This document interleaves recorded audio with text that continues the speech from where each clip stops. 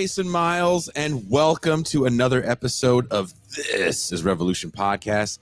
Thank you all for coming. Just a quick reminder, if you're new to the channel, subscribe and don't forget to click that notification bell so you'll be notified whenever we go live. We're constantly doing cross streams with other channels and adding new shows. Next week, we'll be doing our bi-monthly news show with Matt and David of Left Reckoning. Also, today, the audio from the live show in LA is up wherever you get your audio podcasts. And of course, it was up for patrons only.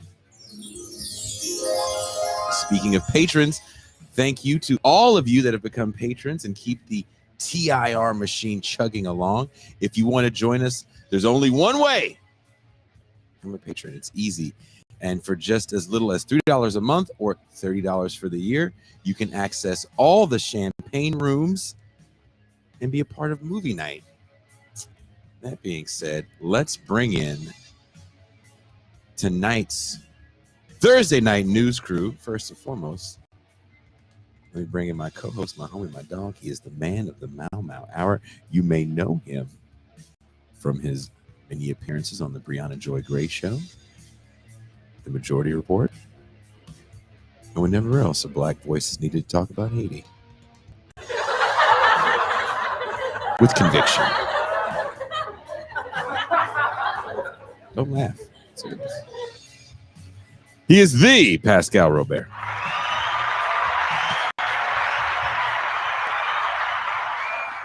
Peace and greetings to the chat. Peace and greetings to the audience. Peace and greetings, Jason Miles. How are you? I missed your call earlier today.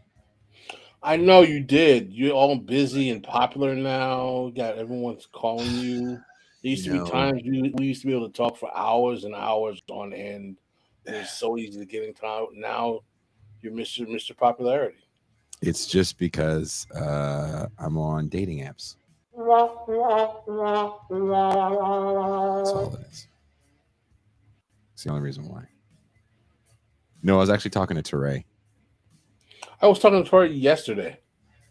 I'm trying to get Teray on the show and have you and him have a discussion about your favorite book of 2022, which is Elite Capture.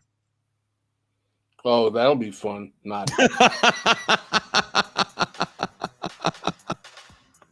That's the episode I'm trying to get, but we'll see if schedules work out.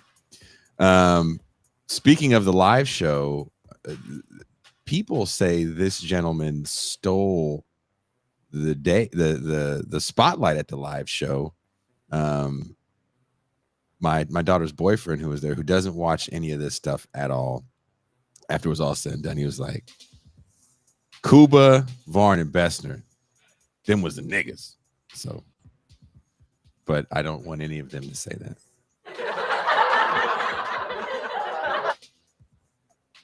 But please welcome everyone's favorite middle manager of the Death Star, Deep State Cuba. Hello, everyone. For the record, I did not steal anything at the live show. I expropriated it in the name of the people. We did a bit. We actually did a little freestyle bit about you fucking with Ewoks. That was pretty good. Yeah.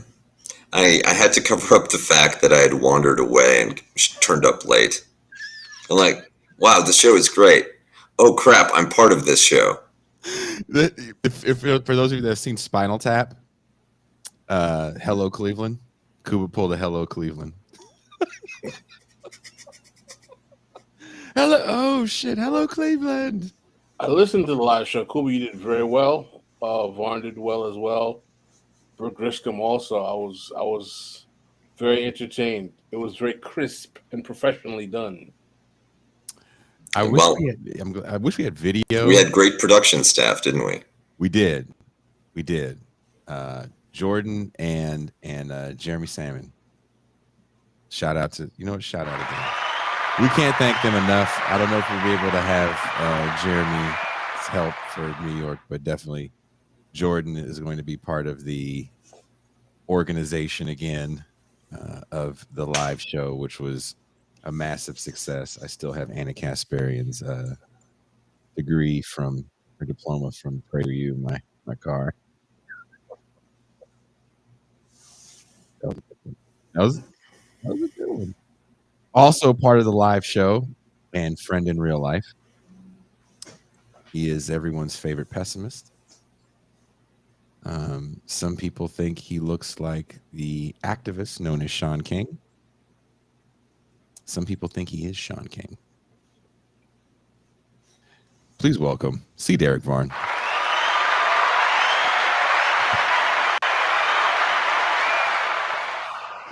I'm rocking bangs to like get rid of the Sean King comparisons. It's not working.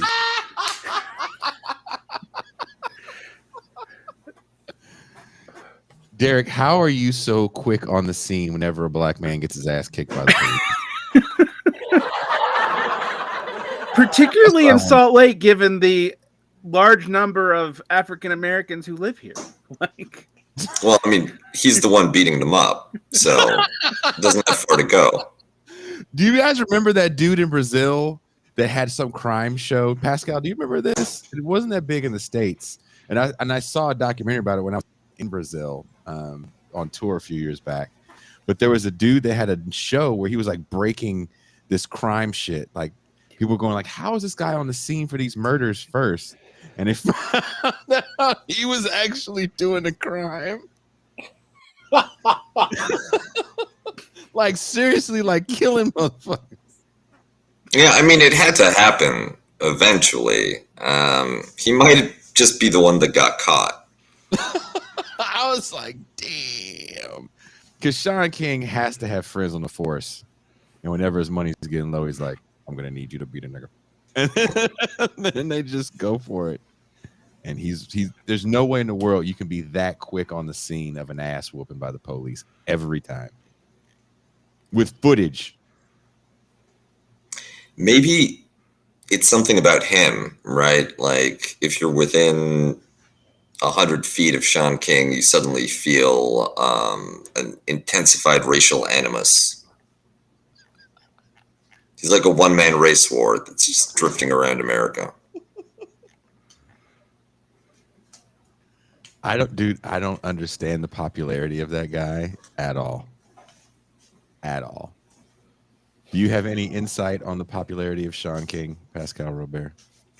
I watched it develop in the during the height of the Black Lives Matter phenomenon, and I was not really thrilled. I've heard a lot of really kind of questionable things about the guy. I'm not going to speculate, but he's found his niche. What a horrible niche. I'm the guy on the scene when your ass is getting kicked by the cops. I won't do anything about it. Hey, it's like one of those lampreys that just feeds on the carcasses of dead whales on the ocean floor. It's a niche, but not for everyone. Yeah, I guess. Well, speaking of the law and beating down on black folks, Pascal, you wanted to talk about your favorite thing, the Supreme Court. No, absolutely, and I'm glad that you actually brought that up because. Oh, wait a minute! Before you bring that up, I totally forgot. You know what? I did. I'm getting. Yep. I'm getting. I watched you do it in slow motion. I was powerless to stop you. You know what? You know why? You know why? Because you're an extrovert and you like to see faces. So overrated. No. Now I have to walk to New York to give you a hug. Let's see if you because usually you're in my top left corner. Mm-hmm. And to bring Cuba in, I had to. Okay, I'm going to scroll back up so I can see your nothing. Yeah, there we are.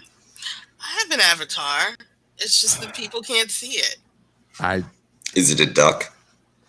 Oh, God, Cuba. Too soon. Too soon. Also, everyone, please welcome my little older, younger, favorite Haitian sister, the voice of reason, M. Toussaint. Hello, Hello, everyone. Hello, Mr. Jelly. Hello, Mr. Peanut Butter. Hello, so Deep sorry. State. And hello, Sean King. Jelly. the, No, I thought Pascal was the Juan Gonzalez to my Amy Goodman. nah, man. No. PB and J.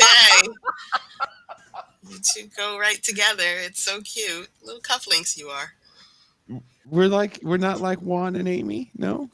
Well, you don't talk as much anymore, but yeah.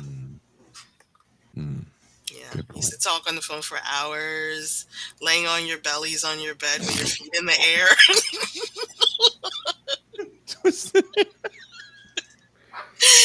No, you hang up. Well, I don't know if I like where this is going. So cute. Wow. Nothing. We all talk on the phone for hours, and I'm so glad people can't hear our group talks. I mean, if you think about it, this is just a group video call. It really is. But we're censoring ourselves more than we're doing in the group call, and Jean isn't here to really push it over the top. Jean and Stefan, I think, are the worst when it comes to things you should never say. Yes. Professor Jean and Professor Stefan. But back to where I was trying to go with Pascal before I forgot. My favorite younger, older Haitian little sister.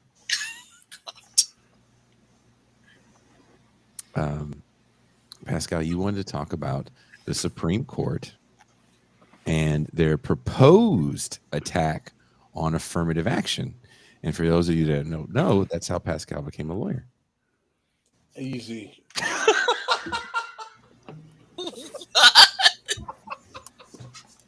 Damn, you just Savage. Savage.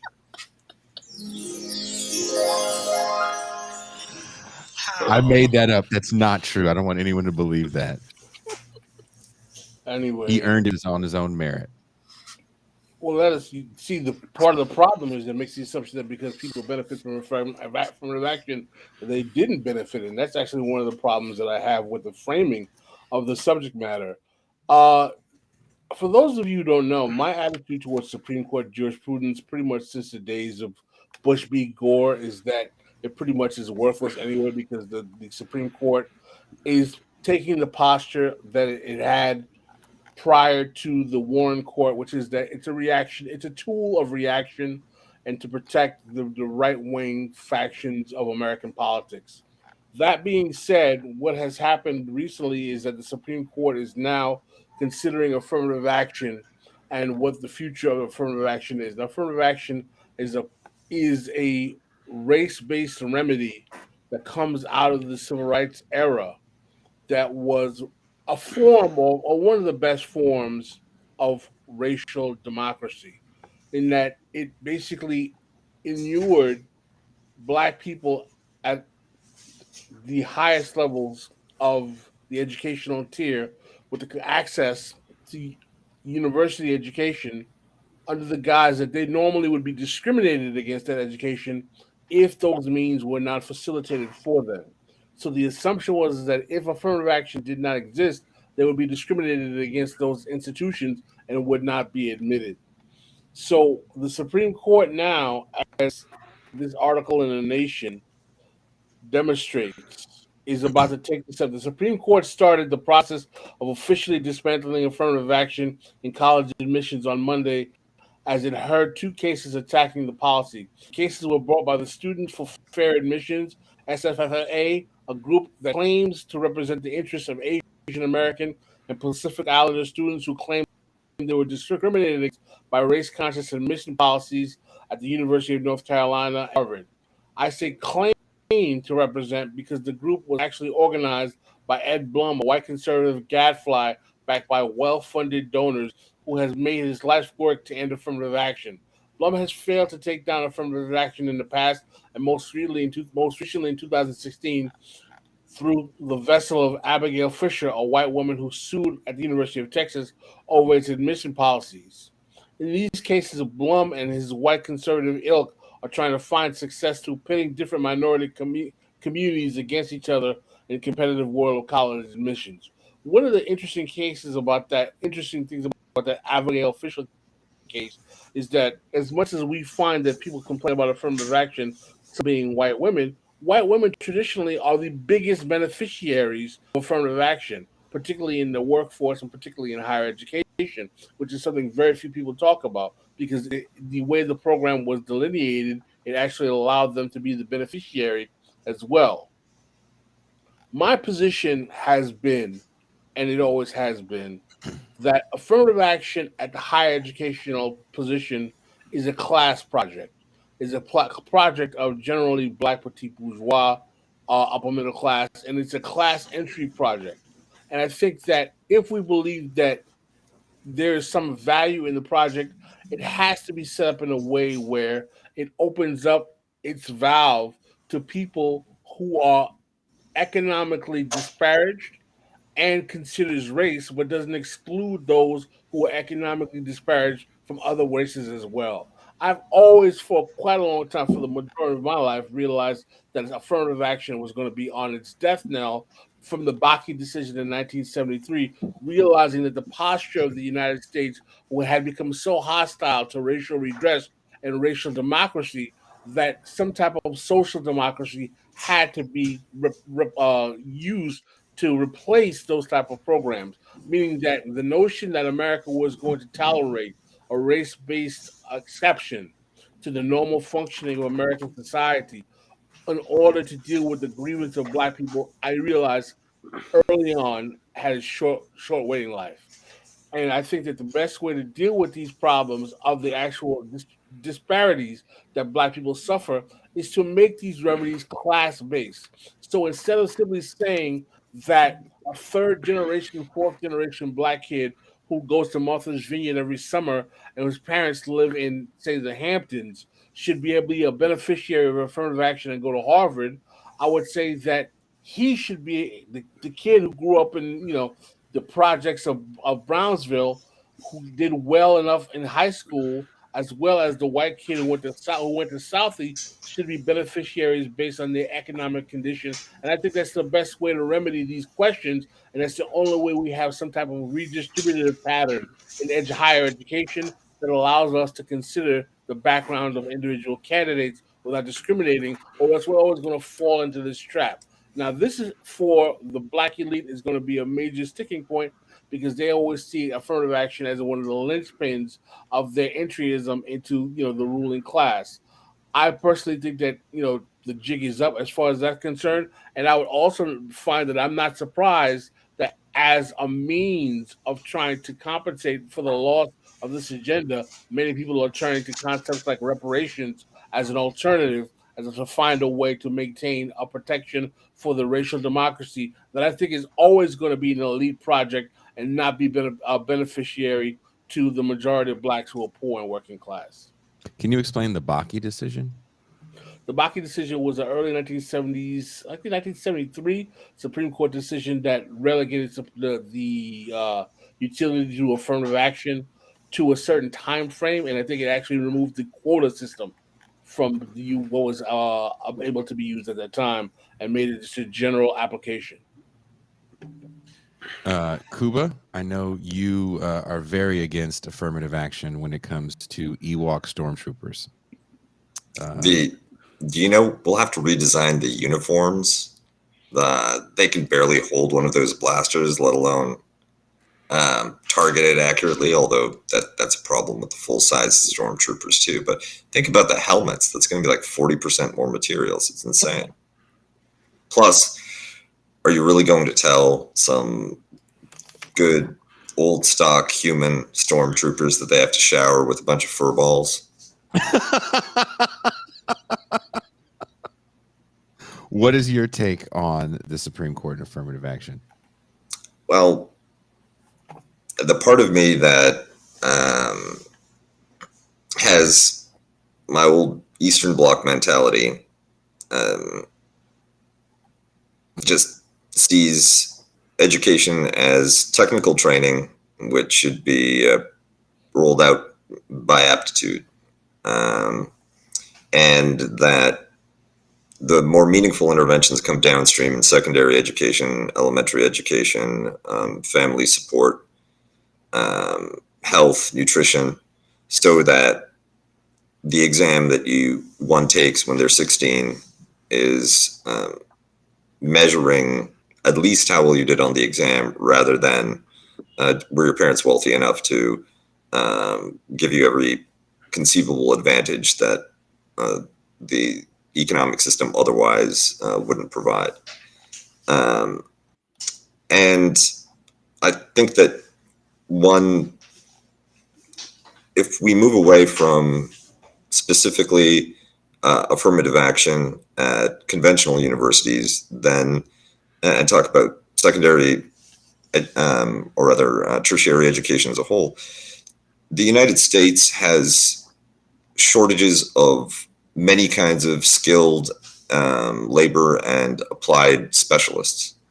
One reason why, and this is a bit of a spoiler for where I'm going in my segment, that so much manufacturing is conducted outside of the United States, even if it's for American companies and even if final assembly takes place in the US, is because of an underinvestment in that strata of skilled technical labor, like a kind of manufacturing equivalent of NCOs, that you have basically a failure of capacity in technically demanding but unglamorous positions. And the consequences of that are you can't prototype things in the US. You might be able to make one very specialized product if you're an extraordinary kind of like innovation company, but major producers all do applied innovation and especially prototype production in Asia, because they have very demanding college entry programs, and if you don't get into a university, then those are still very trained young people that can then be apprenticed into extremely valuable, uniquely skilled workers that serve as the backbone of the more sophisticated industries there. That's interesting. So we should be building more institutions like that, more programs like that. And the whole bottleneck around college admissions, the reason that it's so important is because of this gatekeeping and hoarding of opportunity in fields that are basically bullshit jobs: marketing, certain kinds of administration, political entrepreneurship, media communications. And these are career paths that don't require a 4-year degree. And in some ways, the 4-year degree is wasted on people who enter them. And yet that skews the distribution of jobs in that direction. There needs to be more of a technical focus, and that would democratize and expand tertiary education, while also having significant material benefits for the economy. Yeah. There you go, Vaughn. Can I talk to this? I mean, this is my day job. So I come to sing the song of the end of the university as we know it eventually. And there's a variety of reasons for that. One is the bullshit jobs / interleague competition that we are talking about is literally becoming a huge net drain on actual resources. And two, there is a sense in which the entire education system in the 90s, for reasons, frankly, of being fucking cheap, geared away from the kinds of technical precision that Kuba's talking about. We dropped a lot of the intermediate programs for engineering, programs at the high school level. We dropped a lot of technical vocational training programs for technicians, etc. Off of the idea that basically we would do primary extraction here, get good quality inputs, have it built in Asia, and then bring it back here for finishing, and also have designers and managers, etc. We have tried to fix this by channeling this into the quote STEM push. But most of what that's done is actually an attempt to drive this for high skilled science jobs. And it has actually, because the only there's only actual very subsets of engineering and coding where we actually have the people with the degrees line up to what we need. What a lot of what we actually need are what we would call highly skilled but not really collegiate kinds of technical expertise. And yes, there's a ton of that in Asia. Now, to tie this back to affirmative action, I mean, affirmative action as a program was always kind of a weird development, and one of the things that's happened under affirmative action quotas is we don't have quotas anymore, but the unspoken nebulous gooiness that college admissions officers use that stand in for quotas is creating the conditions of a kind of minority backlash against other minority groups. We see this in the development of things like ADOS, of which affirmative action actually plays a key role. Why? Because colleges don't want to see their scores go down, and they don't really want to invest the money to do the kind of remediation that high needs, poverty-based communities really need. All right. So how do they meet the diversity requirements? International acceptance rates. And so one of the ironies of affirmative action is that in a lot of community colleges, you have seen an increase of people of color going to schools under high debt loads. But for things like very elite schools, a lot of what you see is immigrants filling in those quotas, which has caused a backlash, I think, legitimately in the community.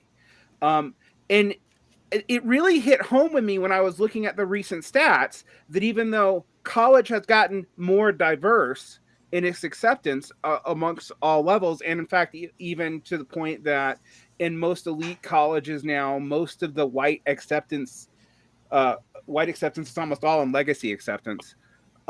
Yet colleges are less economically diverse than they were 20 years ago. All right. And if the average African American was benefiting from that, that could not be true. And just to pick up on what Pascal was saying about affirmative action as a class-based program, on the flip side of it, it's also a bourgeois neoliberal program to create a PMC and a property class that can be described as broadly representative of the society, because that's the extent of the justice and solidarity imagination of neoliberalism. Now that you have diverse colleges, our work here is done. Well, it's the worst example of a DEI initiative that does not do any kind of real redistribution, because all it does is talk about how do we rearrange the deck chairs at the top to make sure that we have an elite faction of multiple representation. But there is truth to the reality that at these elite schools, what you see is that at the peak periods of affirmative action, it's not even poor and working class Black kids or even elite Black kids. It's mostly immigrant African children who are coming in, whose parents either came from Africa or they came themselves, who are benefiting from the programs. And that's problematic. And I will admit that without a question. But at the same time, part of the problem I have with this conversation is that we're still arguing over 12 deck chairs when we're dealing with a community of 42 million Black people who are not even getting working class jobs.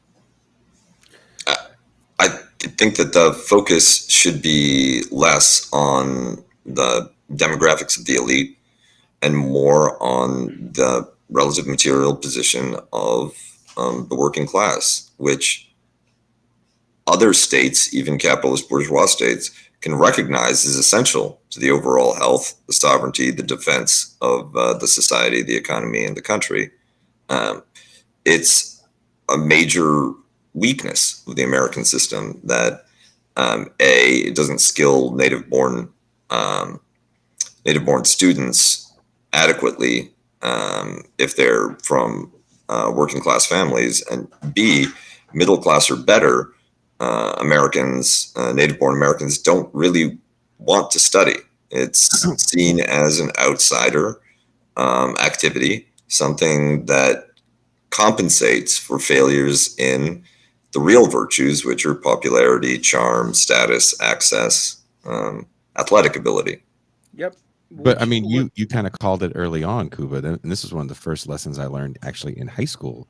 I got to teach a remedial math class my senior year, and then the teacher that took a liking to me that allowed me to do that took me aside early on because 187 was going on at this time when I was in high school, and her husband was part of the dean of admissions at Cal, and she was basically breaking down everything you said, Kuba, about the fact that even if you had some sort of advantage and got into a university, you're competing against people that had so many more advantages than you. You know, even saying you brought up having like a solid home structure. You know, if you look at the admission scandal that happened right before COVID with, was it UC Berkeley, Columbia? I forget how many schools were involved in it.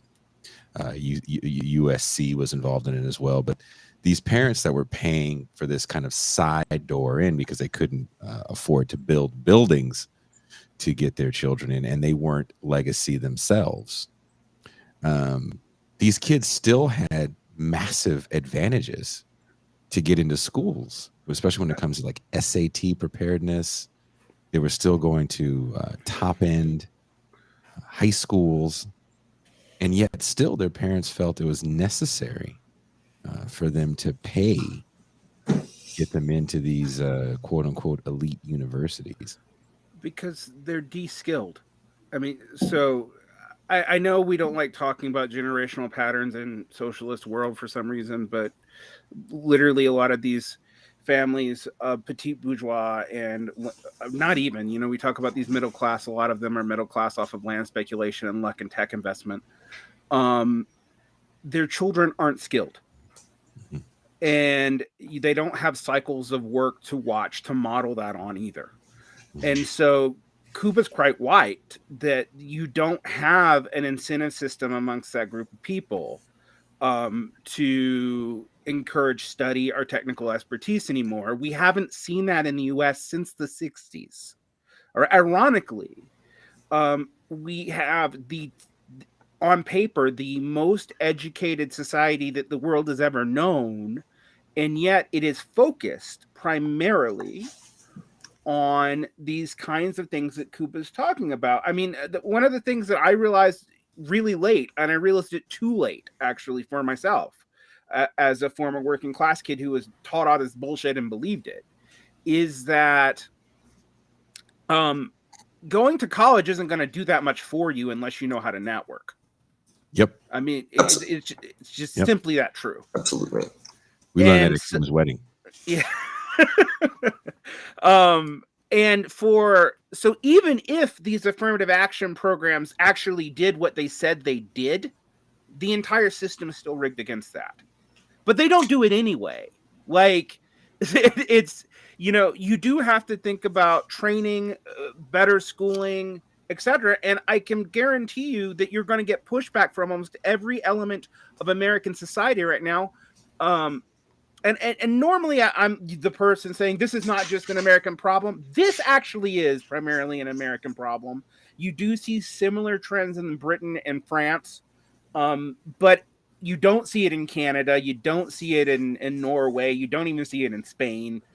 And that is that education is largely devalued except at high level credentialing.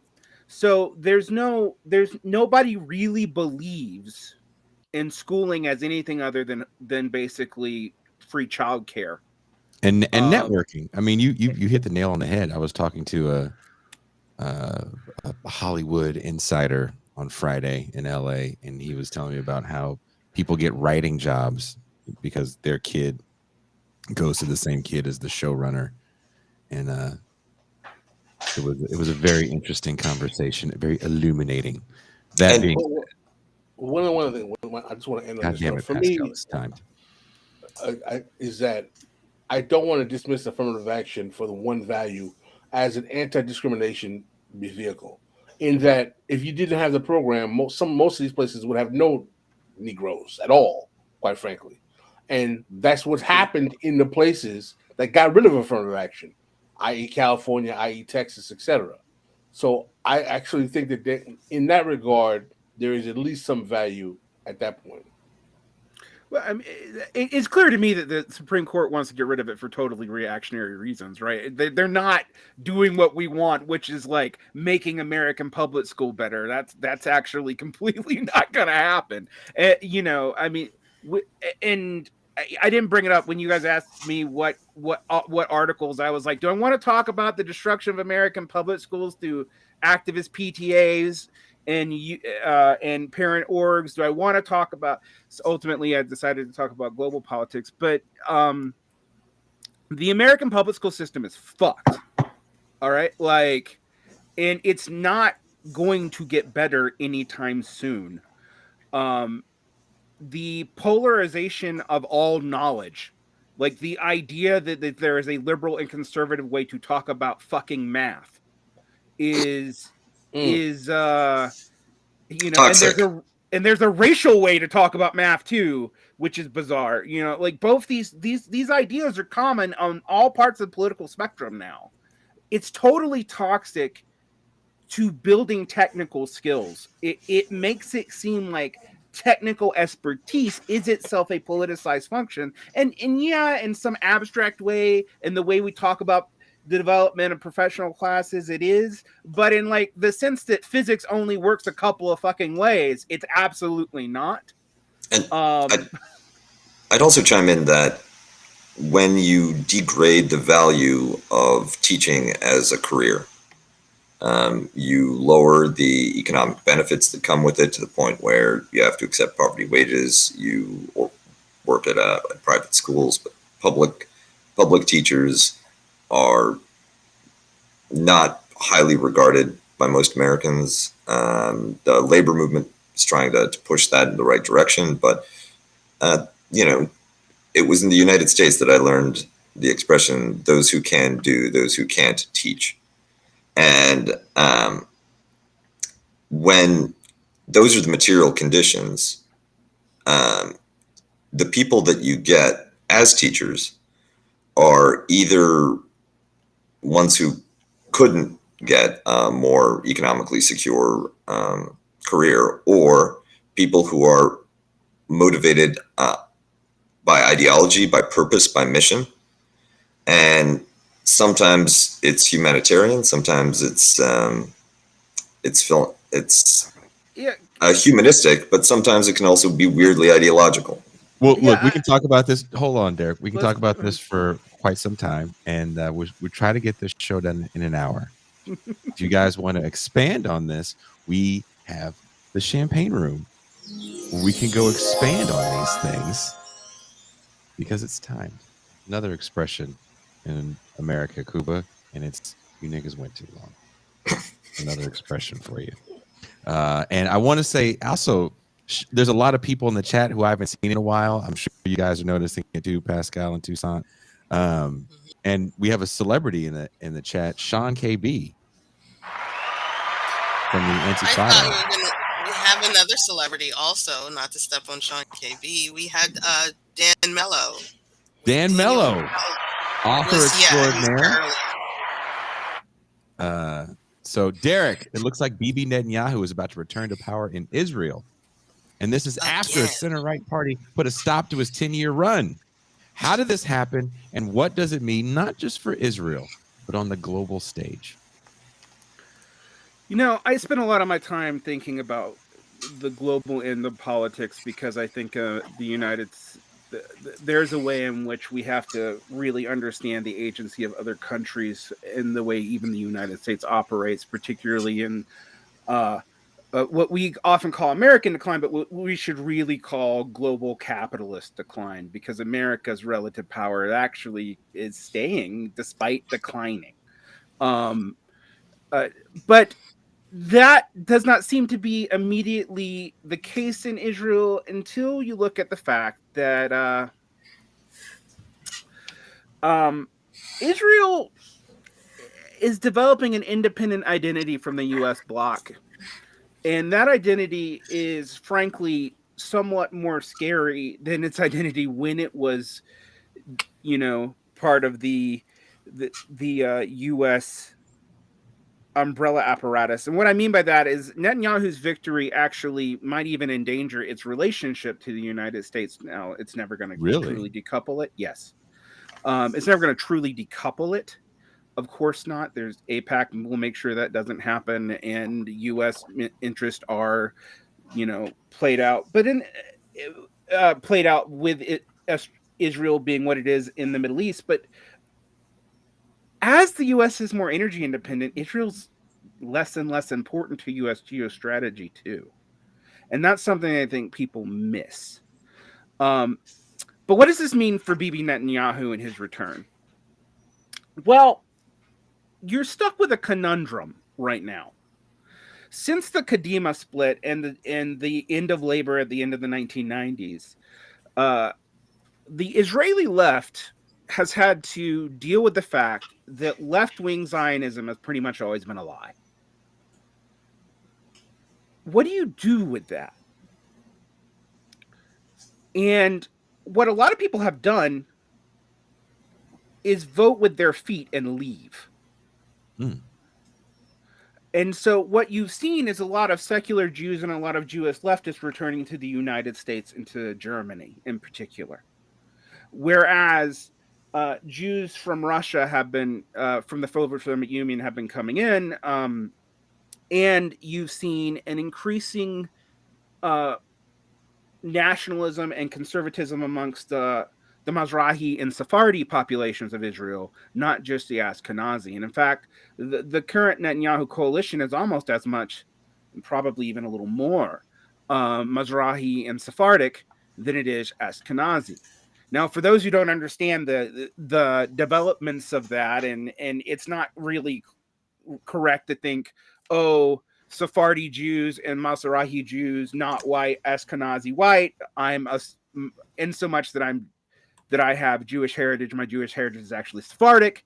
It's not Ashkenazic. And in fact, the majority of Jewish ancestry in the United States before the great migrations in World War II were Sephardic. So to think about it in terms of white and not white is a little bit wrong. But what we can see is the assumption that the settler project in Israel was largely an Ashkenazi project is no longer true. We also have seen that the Druzi and other minority groups within Israel are becoming very supportive of the state and are apathetic to the dominance of the right. And we need to look at the parties in which Likud is actually building its coalition, because this should actually scare people. Historically speaking, Netanyahu always had a limit. There were center-right parties in his coalition.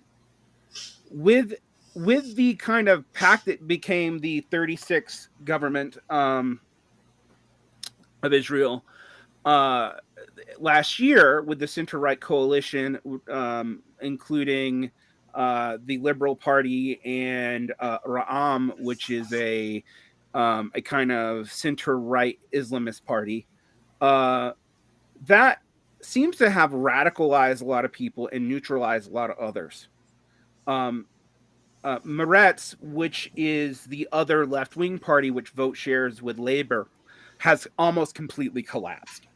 It is no longer meeting the threshold to be represented in the parliament. That is the Peace Party. Labor has 4 seats.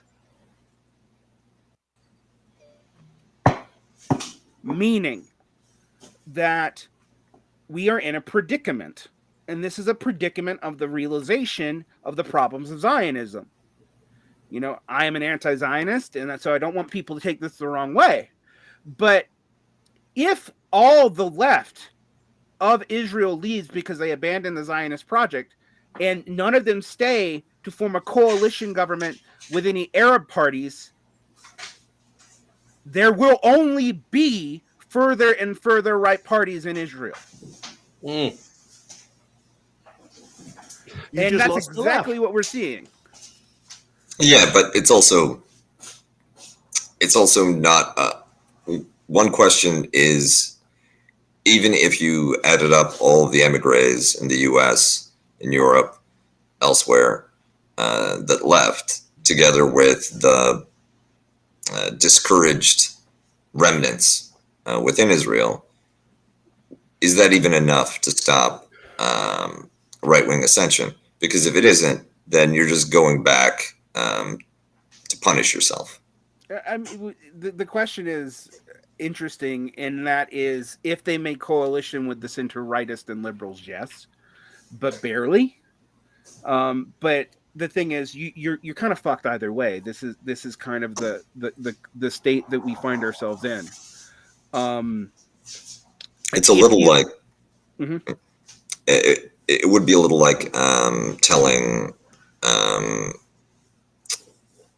Zoroastrians or Iranian Jews that if they don't go back to Iran to make common cause with the liberals, then it's just going to be the Islamic Republic forever, which may be true, but also it's probably just going to be the Islamic Republic forever.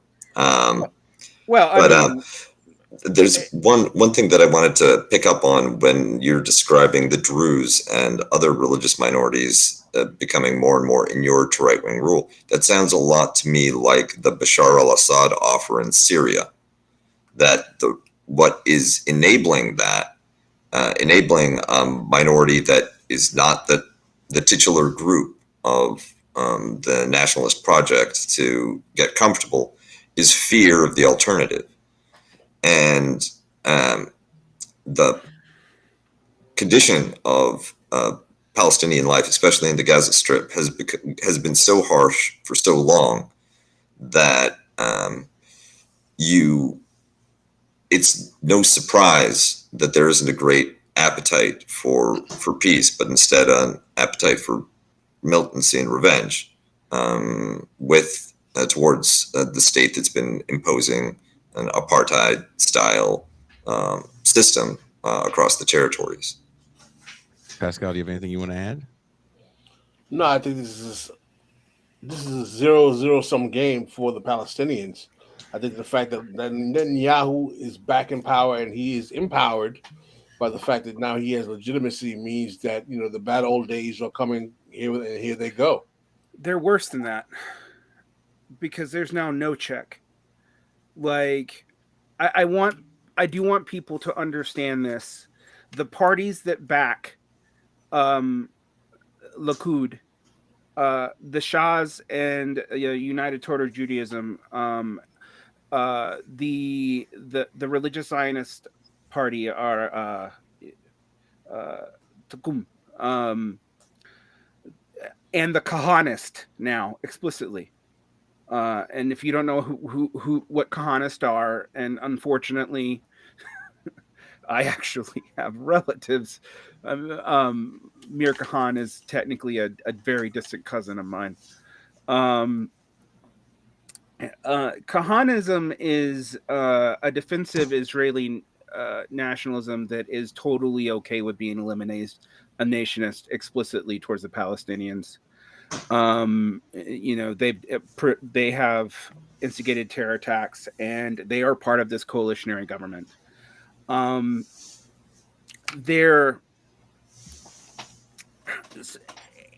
you also have Haredic non-Zionist parties who are willing to make a coalition with this government. So these are ultra-Orthodox who are not Zionist, who also have a vision of ersatz Israel, but they don't consider the Zionist government legitimate. And a lot of the demands of these other parties is a fundamental politicization of the legal process, re-empowering the Sanhedrin, disempowering the Supreme Court, and things like this. The Sanhedrin. Yes, like in the Bible. Yes, there's a Sanhedrin. That ended well. The Sanhedrin, already actually oversees marriage laws. So this is why if someone's marrying a non-Jew, you have to leave Israel and go to Cyprus to get married and come back. Even if you're marrying someone who's kind of Jewish but isn't Orthodox enough for the Haredi.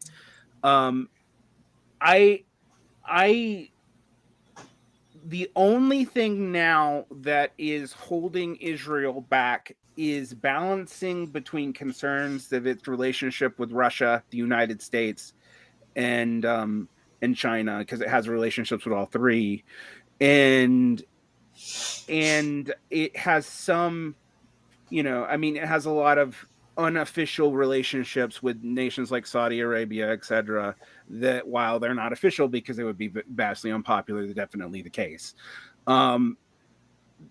This is not good for peace in the region at all. It's not good for normalization of relationships with Iran, which we've already kind of botched, but it's, there's now less and less reason to hope for that. It's not good for a lot of things, but what I find interesting and I think is missed is that Israel is not as concerned about its relationship with the U.S. in the same way anymore, despite all the the money it gets from the Camp David Accords, etc. That is not as pertinent to its goals or developmental goals. It's also increasingly not that concerned about what the American diaspora thinks, because they're probably dirty descenders anyway, right? As we've already talked about. So this really will change the dynamics of it. Now, notice when I said, in the beginning, I said, with the Israeli left leaving, there's no one there to represent it. I also am not arguing that anyone should stay. All right. I would get out personally, and you will notice that even though I could make Aliyah, you don't see me fucking doing it. So, I would not encourage anyone to have any illusions about a left-wing Zionism or even a post-Zionism. I also want to put out, though, for people's, to understand how dire the situation is, the two-state solution is not viable.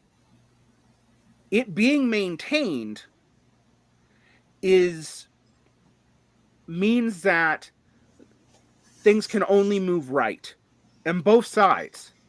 Why do you say that? Have you looked at a map of Israel? Yeah. Look at what the two-state solution would require some joint state to govern over a very small piece of land. Mm-hmm. It's not a viable solution, and it never was. And while it doesn't seem obvious, the two-state solution was actually always a concession to the Zionists, because what the Zionists are afraid of is that they won't, in a truly democratic post-Palestinian state of which Jews were allowed to live, they would not have significant political power because they would not be the majority of the population, which is kind of factually true. So the one-state solution, people, which is what was what I historically have been, although I no longer see it on the table, was an answer where, okay, have a secular state. It's going to be dominated largely by Muslim parties and Palestinians. But if you weren't fucking with them so hard, it wouldn't have been so bad. But that ship has also sailed.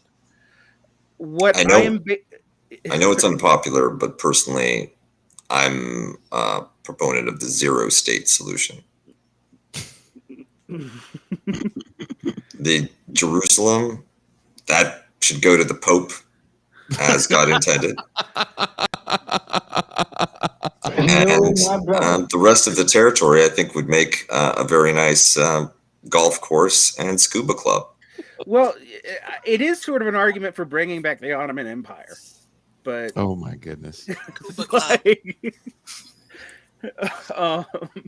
no, my brother. But I really the future of this will depend on.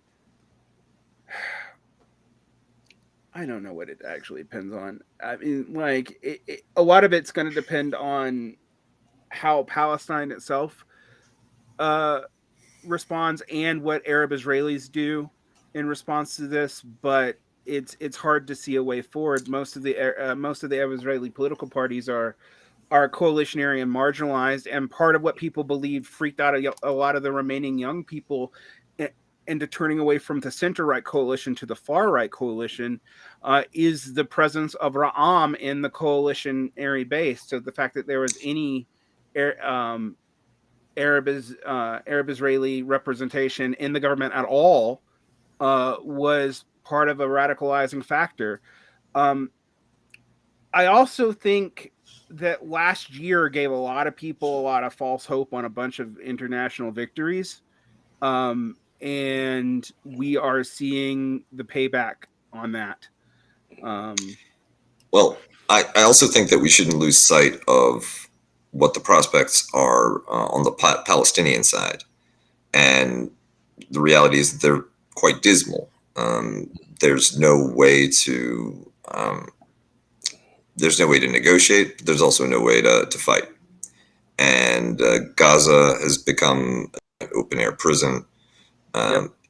And while conditions in the West Bank are more humane, it's been cut up into such tiny slices, with each of them potentially becoming a closed open-air prison at some point, if the population is deemed too militant or too aggressive, or somebody wants to build a settlement there. Right. And Palestinians can't go anywhere either. Yes, precisely. Unless they get to Jordan, I guess. And that's part of an old Arab strategy for the crisis, which was essentially keep Palestinians where they are, don't let them leave. The pre-1949 borders of Israel included a great deal of territory that belonged or was settled by Arabs, Christians, and Muslims that fled. But once they fled, then that was it. You're not getting that territory back. If Palestinians migrate en masse out of Gaza, out of the West Bank, then Israel will simply annex those territories and claim game over. But the prospect for the individual lives of Palestinians staying, especially in Gaza, is bleak.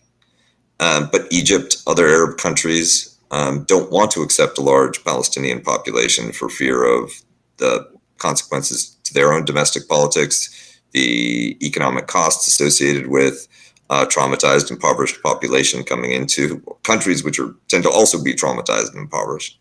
Yeah. And it's useful to have this pool of human desperation and pain and suffering that could potentially be weaponized at some point. One question is, will it be weaponized around an anti-Israeli Palestinian cause, or will it be weaponized by groups such as ISIS in a Sunni eschatological project? It turns out that appeal also has legs, and we'll see what the future of Arab regional political movements are, and not the Abraham Accords, where you have ultra-rich sheikhs making deals with ultra-rich Israelis, but in the mass movements in countries like Lebanon, Syria, Egypt especially. Yeah, Egypt. I lived there for 2 years. It's a major part of my current identity and understanding of the world. I was also there as it was one of the few states accepting a ton of Syrian and Yemeni refugees, of which it had no real way to accommodate, except, hoping that they made okay taxi drivers. And I'm not, I know that sounds super cynical, but it's true. And they also have a very young population, which is now trying to get into Europe, and we've seen the accumulation of bodies on those borders. And unfortunately, the United States has less and less reason to give a shit. And I know that surprises people, but part of their Hadrian's walling off of the empire that's happening right now is them going, well, we don't really care about the Middle East anymore. We have plenty of oil here, and we're going to use it now. Like, yeah, we don't want the Saudis really messing with the oil price on the larger market, but the Saudis are proving that they don't really care about this stuff either, so we can just back off. And for people who don't think they're elements of the right wing who've been talking about this for years, it's time to pull back from our Middle Eastern, because it's not crucial to the empire anymore. They don't admit they're being an empire. Well, some of them do actually, but most of them don't admit they're being an empire. And that also means, like, there's little reason for the United States to weigh in either direction on Israeli stuff. They might talk a good game, politically for the first time ever on Palestinian rights. They might. I don't know. It's hard to say, but it's a possibility now. But it will have zero effect. It's just Xinjiang West, except there's more of a constructive relationship with Jerusalem than there is with Beijing. Well, right. Speaking of China, we are officially over an hour, and I'm going to get Matt Damon. And instead of cutting this show short and cutting Cuba's news story, which I think is also equally as important, we're going to keep it going. We're going to do some free champagne room time for you guys. It's because these guys wouldn't stop, and they never watched the clock. MT, you're supposed to cut them off like the Oscars. That's what you're supposed to do, MT. You've got to start playing that music with the sudden spike in volume if you keep going. That's what I'll do from now on. When you guys go too long, there's gonna be music that I play. When you hear this right here, and it starts to get louder. That's some Slender Man shit, right? Like that's how you know. That's how you know. It's like once that plays. Oh no! To the panic room.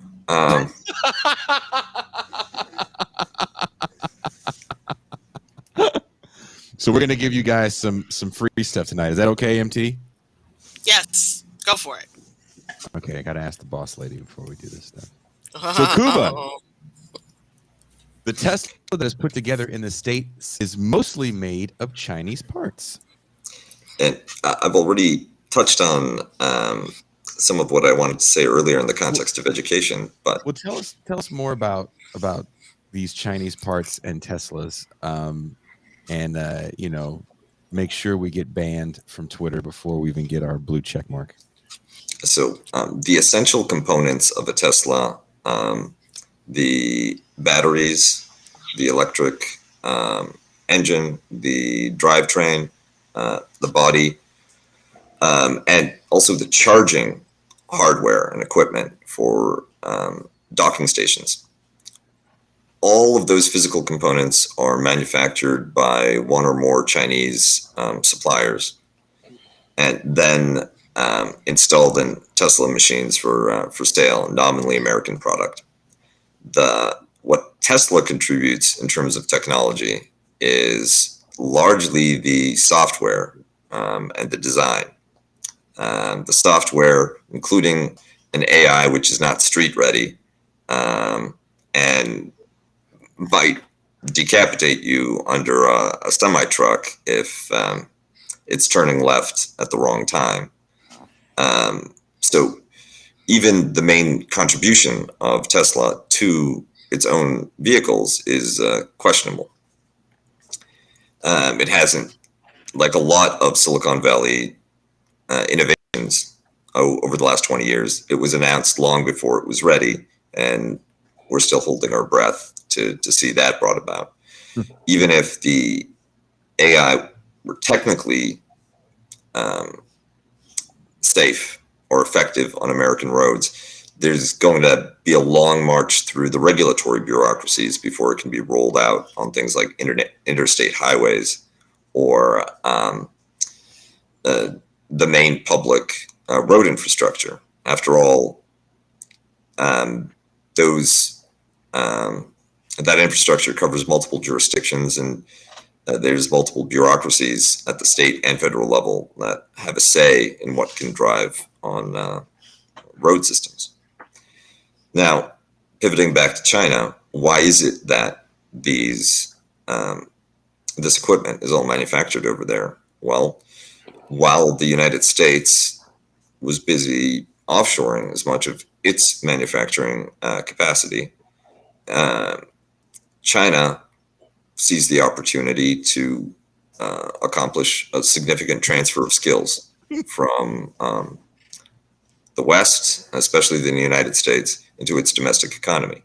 It has that class of capable, highly skilled, highly professional machinists that can mill and assemble parts from a variety of materials that can innovate improvements, iterative improvements through the process, and are available much more cheaply than in the United States. The part of that has to do with the fact that while businesses in the U.S. Have a great deal of leverage in their hiring and firing, at will is common in many states, and disposability is seen as a great asset for any new person brought onto a job. The alternative being, of course, labor movements, and we see how Starbucks and other major American employers react when they're confronted with the need to collectively bargain. In China, essentially, the state enforces a particular package for workers and can make that stick economy-wide. Indeed, there's a less aggressive or a less strict variant that's the case in Scandinavia, what they call flexicurity. You get benefits that don't depend on, aren't tied to a particular employer, so you can move from job to job while retaining a significant portion of your material well-being. Now, this has consequences in a number of ways. We're seeing one, that the United States weapons stockpiles are dwindling, and we appear to be on the cusp of a new wave of rearmament. Two, the United States is trying to hamstring the Chinese economy, and especially Chinese tech development and innovation, through measures such as the chip import ban. And three, there's what COVID showed was the vulnerability of the United States to supply chain disruptions, and the number of products, the number of essential basic products that the U.S. Only receives as imports. If that plan to wean yourself off of Chinese exports is going to be effective, well, you're going to need to close that skills gap, or you're going to need to accept much higher prices for intermediate parts, to the point where a Tesla becomes 10 times more expensive just because of the limited amount of labor that can produce that hardware domestically. Last week, when we were talking about the Chinese chip ban, or on an earlier episode when we were talking about the Chinese chip ban. I think it was last week. I was Saturday, skeptical that it would achieve any of its goals because the Chinese economy has already absorbed a great deal of advanced technical skills, and Chinese students continue to be overrepresented, even at American universities, in the most advanced technical fields. So rather than weakening China by cutting them off from the most advanced chip designs, you may end up in a situation where the United States finds itself cut off from the prototype design and manufacturing and the hardware suppliers that are essential for its economy, and not just civilian either, but a lot of intermediate inputs are imported within arms and weapon systems production. I would posit a third option, which that both A and B kind of happens, in which the United States does damage the Chinese economy and slow their innovation, but doesn't benefit locally from any of that because it doesn't have the skills to do it, which I think is actually kind of the most likely outcome. Well, I think that China can be set back, but can generate the missing technology itself given enough time. I agree. However, there's an optimism on China that I tend to want to push back on, not because of politics, which is I think what people misunderstand me. It's because of the age of its workforce, and that may be. I suspect that is what U.S. planners are hoping is the disrupting factor, because they have nothing over here. All that said, though, I mean, I am at a loss when we have the Fed actively admitting that it's trying to collapse the U.S. labor market on how the blue fuck they're going to be able to also reskill it and build up technical expertise in areas beyond like steel production. I mean, the U.S. is still a large manufacturer of finished products and of raw product, but it's that intermediate that we've totally lost. And I think you're absolutely right on that. And that intermediate's actually what employs the most people. The other two parts don't. And automation is. I remember when Andrew Yang was concerned about the job-destroying dimension of automation. Basic manufacturing is heavily automatable, and the most advanced is often labor scarce. For instance, chip designs don't require a large workforce to produce. Right. It's that intermediate workforce where there's a lot of play. Incidentally, that's also where the leadership of militant labor movements tends to come from. Yep, it is. Skilled but uncredentialed, not uneducated labor is where a lot of it is, and most of it is in China, which is why, by the way, even with the Chinese government's package, you see more labor radicalism in China than anywhere else in the world. That and the fact that there's been a whole lot of class integration between different kinds of laborers because of things like the Cultural Revolution, for all of its faults, that we never had in the U.S.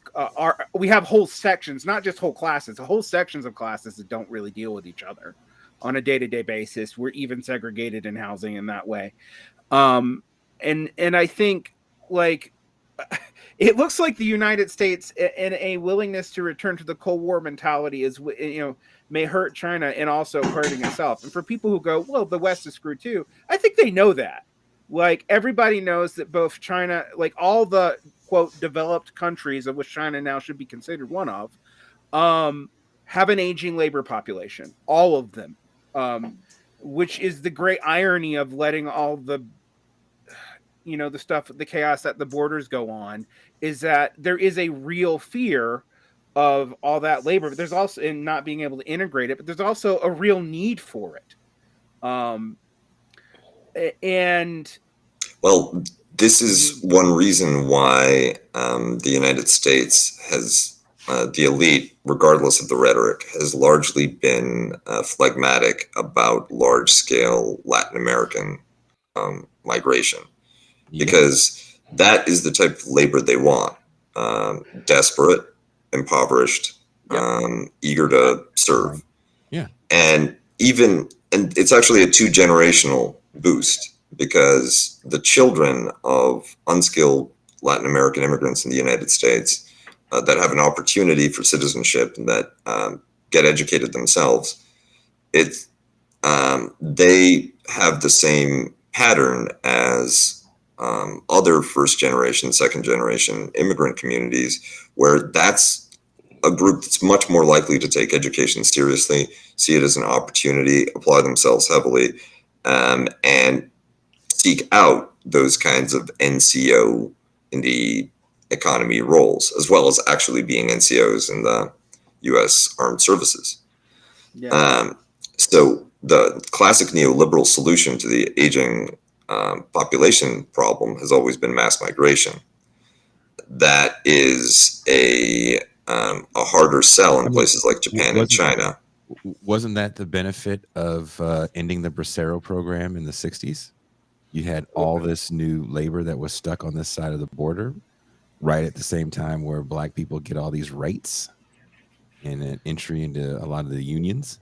I mean, yes, but also kind of. I mean, one of the things that in the West, the Bracero program, the limitations on Asian immigration until the 1970s, etc. A lot of that was also to keep groups at odds with each other, because you were constantly flipping between whether or not you were privileging, for example, Latin or Asian labor, and who was the model minority who actually changed a lot in the 20th century. It was the development of things like mass schooling in China that actually probably solidified a lot of these things that we now racialize as stereotypes. I think that's a huge deal.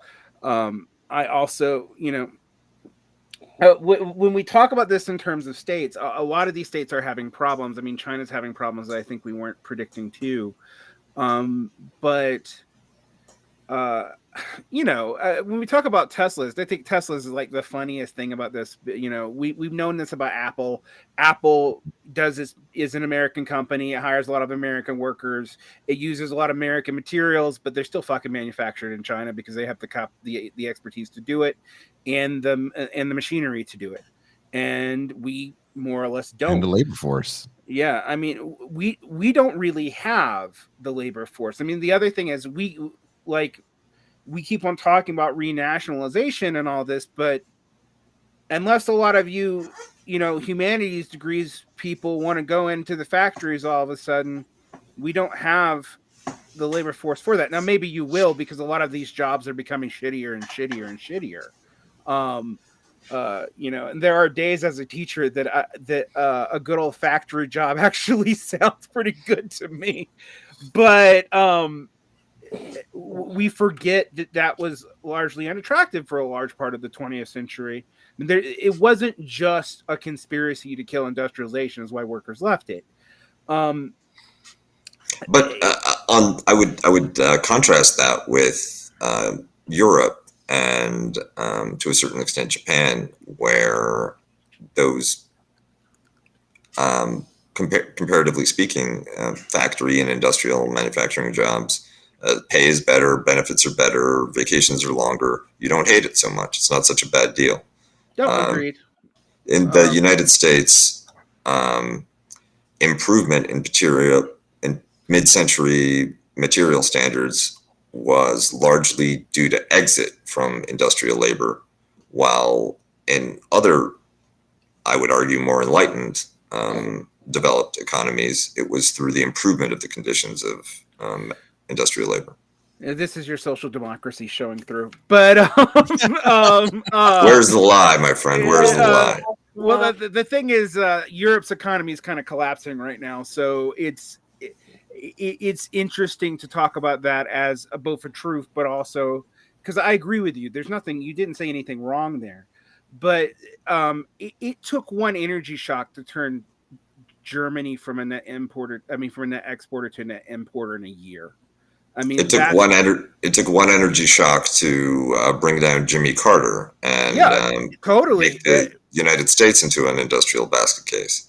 Yep, and that has always been the problem with these Keynesian style industrial production programs. But being without them is worse, right? I mean, clearly, China really has tried to, particularly since she has actually taken rural labor problems seriously, which is something the last Hu Jintao kind of did, but Xi Jinping and Deng did not. There's been some stabilization there. Zero COVID's been a problem for them. The housing market's been a problem for them, but there is a real sense that like they at least still have the technical skills to hold this together. And also American business has been trying to benefit from this for a long time. And ironically, for all the fears that China was going to be the people to fuck that up, it's actually the US screwing that up largely for, I think, political reasons. Meanwhile, we talk about Tesla and Apple. I mean, Apple's an information company, really, and its security vectors have made that more true because it's made Google and Facebook less profitable as a way to get information. I know people don't really understand that. That's part of why Meta's collapsing, in addition to QE problems and stuff like that. The other thing I think we're going to see here is that a lot of American tech companies are basically stock laundering programs. I mean, how does Tesla make money? It's not actually its product. So, Yeah, the financialization of the American economy, right? It's more cancer than patient. Right, exactly. Well, thank you guys so much. I think this was a very informative hour plus for you watching. We went over. This is all part of the champagne room. This is all a free champagne room we're giving you, kind of, because we're still going to go to the champagne room in a little bit. Right, MT? Exactly. Can I just say something real quick? Of course. We have almost 200 viewers and only 84 likes. What's up with that, you guys? Stop what you're doing. Hit like, support, click on the links, do all the things. Well, please hit that like button, hit subscribe, and the bell. Thank you to the news crew. They won't let me go until it's 100 likes. It's true. Also, and Toussaint has like a Saw style shotgun mounted to like a webcam. It's just off camera. You can't see it, but please, we need those 100 likes. I need those 100 likes. Yeah. There's a Saw style torture chamber involving waterfowl. Like, this is where we're at. The algorithm must be placated. All those we're Canada 109. Cuba has been saved and spared. You guys. Oh, so sweet. Another week. Yes. Yeah. Saving lives one like at a time. Well, I think it's all Derek Farn and his Kanye-esque talk about Israel. Oh, God. I thought you were going to say it's his Charlie Brown's little sister bangs. Adorbs. Always, Barn. Always adorbs. God damn. You guys said I was mean to start the show. You guys are like, Jason's being mean. That was the funniest shit I've heard in weeks. When it started the Sean King thing. It's kind of a thing I do. Nothing is ever going to be funnier than Fournier. I like that. Shitting on Paul Prescott 2 minutes into the show. That was awesome. I will never be that bad. Talcomex. Like, no, don't. I had a lookalike for Deep State Cuba, but I kind of felt like he didn't like it, and I didn't want to like hurt his feelings because when he looks sad, he really looks sad. I don't know. I think it's the eyebrows. He looks really sad. Those Polish eyebrows. Years of suffering. Generations of suffering white people. You guys are just on the racial humor today. I don't even know where this is coming from. I should pull a Kanye and say I'm not going to say it 3 times and then say it. I'm not going to say it. I'm not going to say it. He wasn't you. You got to say like Jerry Seinfeld. God, it was just all of a sudden talking like Jerry Seinfeld. That makes extra anti-Semitic because it's cultural appropriation to boot. That's right. That's right. You know what? We probably should refer to the Jew as the J word. J word. Someone was on Twitter today and they said Ben Burgess thinks it's okay to say the N word. Where did that come from? Oh, it's from the show in New York. The New York show.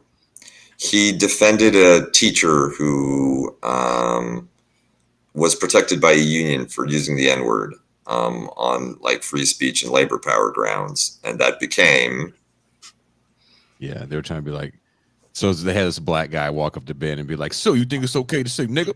Say nigga to my face?" He didn't say that, but I mean, that's what they're trying to make him say. That's how it played out in your mind.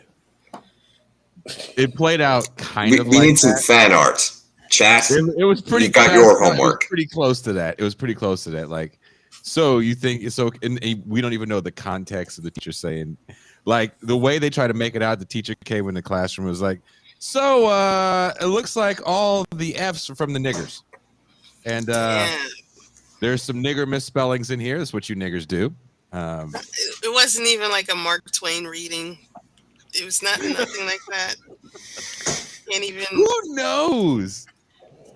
But seriously, Derek, you're a teacher in a place where there are very few niggers. Can you picture? My man, you are on fire today. Wow. Can you imagine a teacher in Utah? Where the only N-words are on the Jazz. Can you imagine a teacher coming out and saying, "Hey, settle down, N-word"? I do have a hard time imagining the context in which that would come up, and which also the teacher might not get beat by the entire class. But it's maybe they were saying N-word like Sean KB. I just look. N-words. Yes. I am uncomfortable right now. You look like I'm uncomfortable. Okay, I'm gonna say it. That's what the teacher said. The teacher was doing a wrestling promo. Wait, was the teacher DMX? Jesus. That would complicate it. That would change the narrative.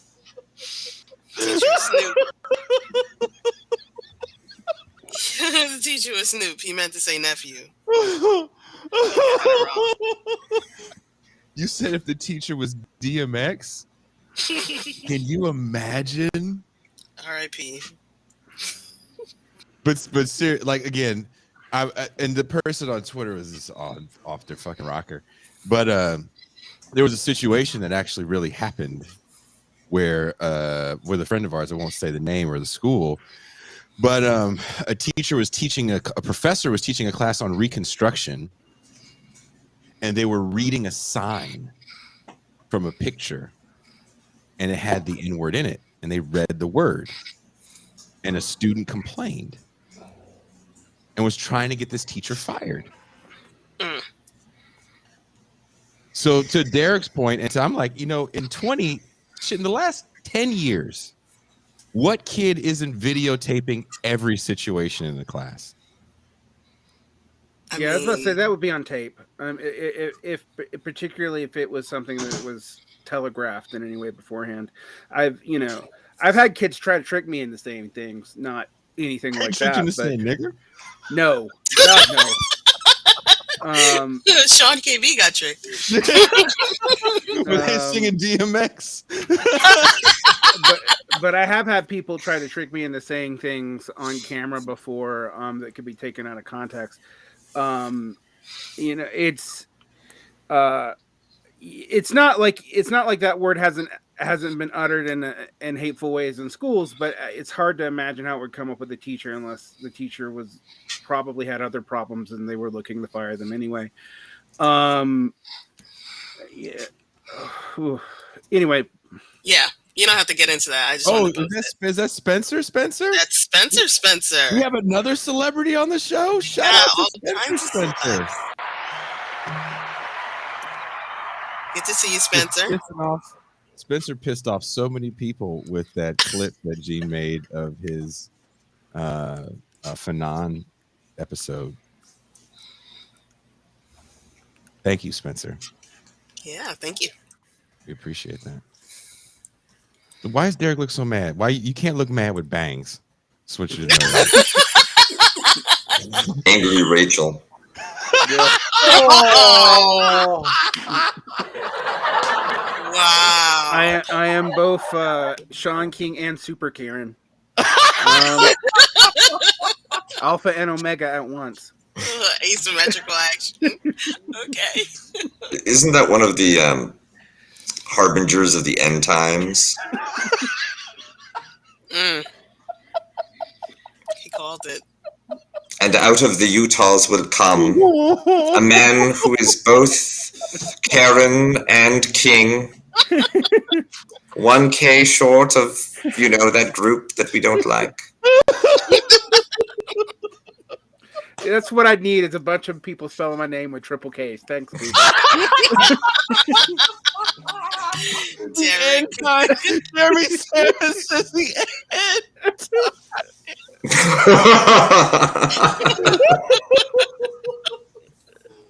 Oh my God.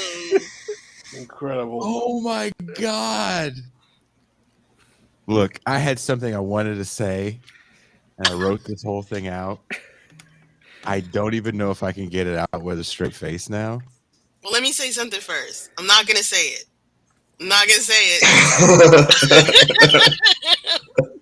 Okay, I was the person who originated the Cuba looks like Tintin rumor.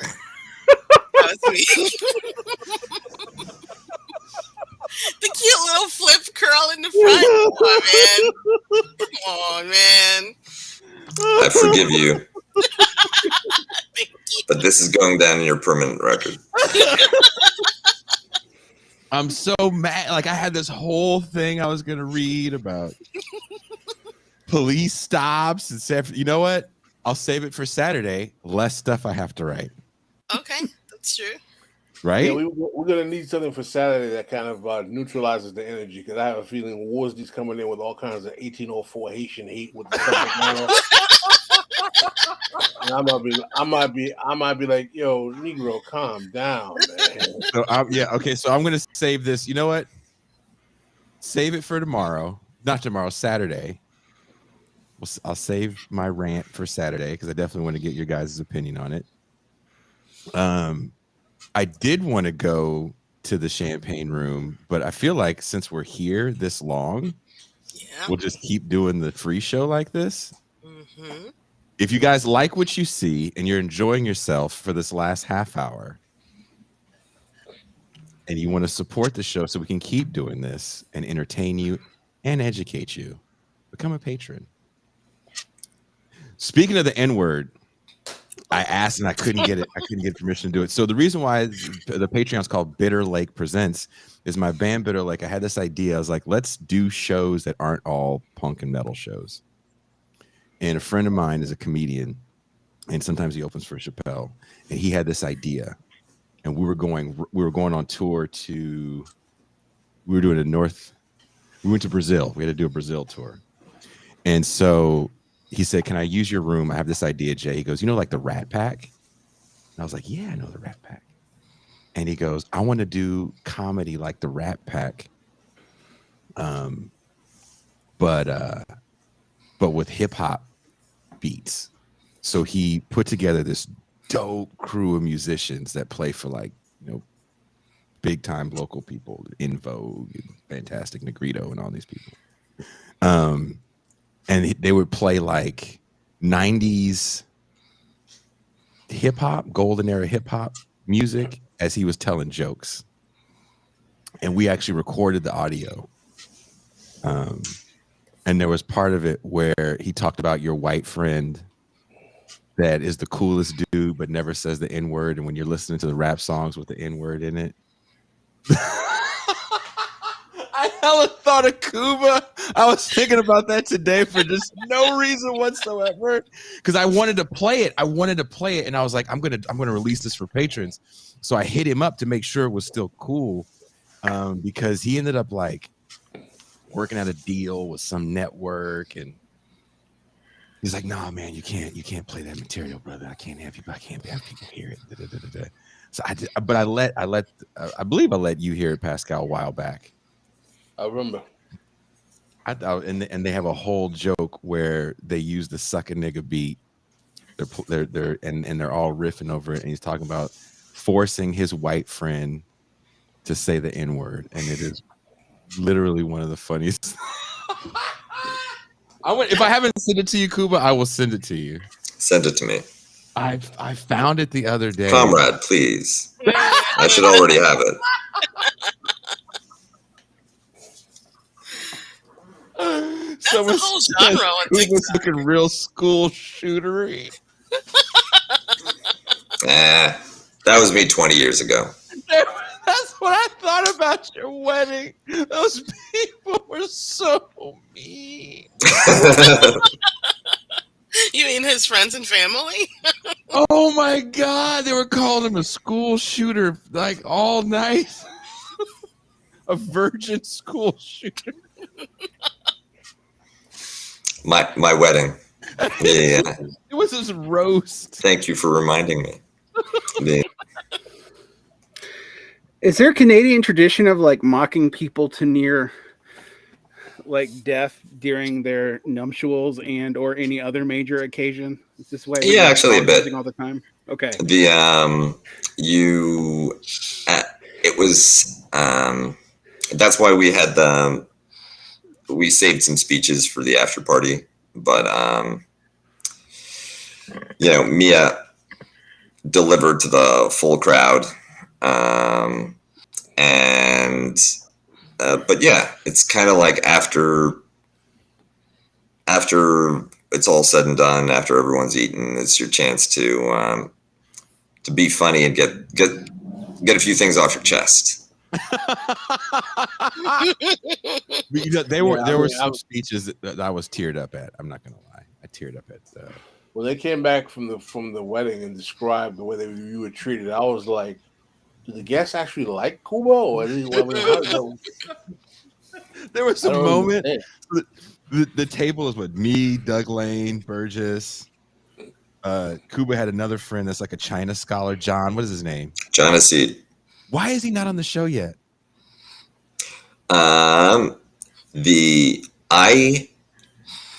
Maybe for fear that you'll trick him into saying the N-word. I mean, this seems like a real possibility now. Yeah. So. Jason's trying to get us all canceled forever. Mm-hmm. No, my brother.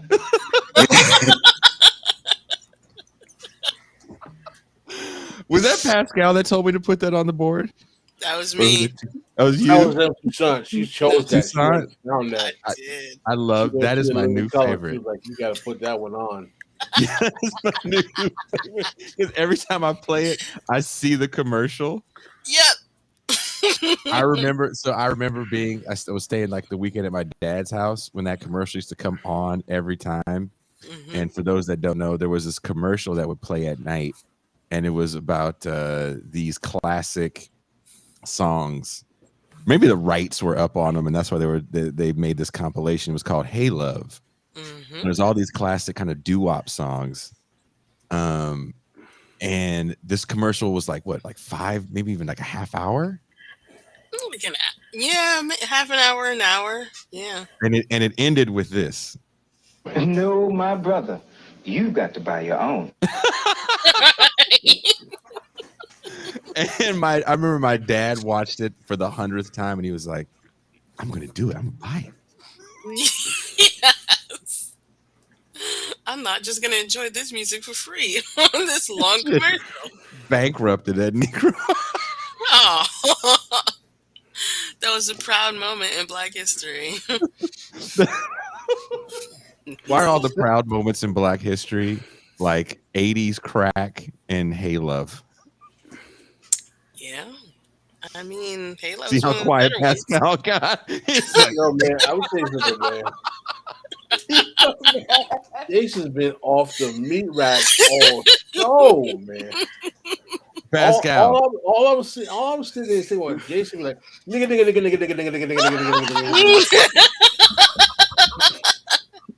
Makes We've my hit the teeth quota. I faint when I wake up in the morning. Nigga. That's the sound of us being demonetized. Oh yeah, that ship has sailed. I was about to say, if people That wonder ship how has the show sailed got from demonetized, a port in West Africa. I will allow you to guess what the cargo is. Jason, what's the cargo? No, my brother.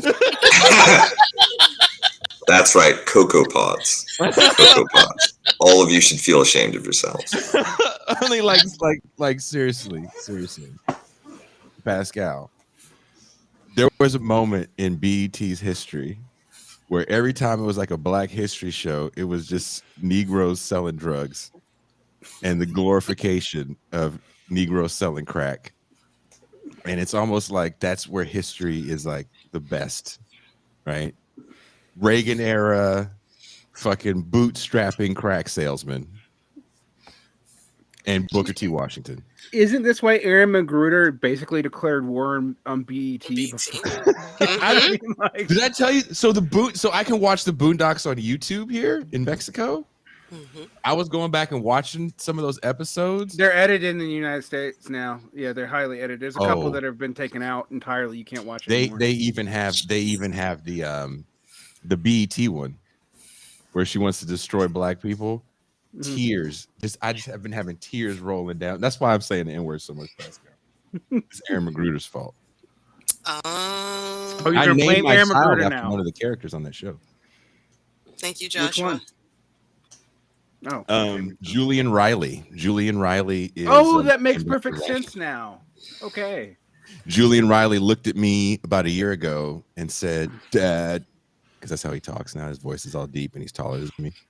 And he said, "Dad, is it true that you and Mom named me after some cartoon?" I was like, "Yep." And your first name was supposed to be Riley, but she got cold feet, and that's your middle name. So the California surfer accent is not racialized. Good to know. Yeah, he's a skater. So Julian, I assume that's Julian the Apostate, the Byzantine emperor, right? My boy. She needed a J name, and Julian was the name she wanted, and I wanted him to be Riley because we watched that R. Kelly episode on repeat. Oh God, that's the episode that inspired that. Oh my God. That's the when I see piss episode. coming, I move. When she saw piss coming, she stayed. My ex-wife fell the fuck out, and she would quote that on the dime. And she would probably be so embarrassed right now, but no one she knows watches this show. It'll never get back to her. Right, just as I say that, my daughter Mom, we should have watched saved this it show for the champagne room. crazy reason. And Mom said, "Don't ever say her name again, and you're going to court." And you're going to court. Oh man. Yeah, Andy Williams, and I'll piss on your cat. God. Of course, Andy Williams got the lines. Riley, nigga, you gay mom. That's funny. That's a proud moment in Black history. You want to hear something real funny? This show has a sponsor when it's on the audio. Oh God.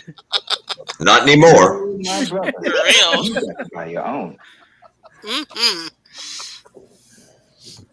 So there's people asking or I see some asking multiple times, how was Halloween with my child? I did not get to spend Halloween with my child, but I did get to take him to his Filipino martial arts class, where he was very nervous. And so I decided to do it with him. So I was, a 45-year-old man amongst a bunch of 4-year-olds doing Filipino martial arts, and my child was in his Halloween costume as a fireman. How many Amber Alerts did that trigger? Do you know him?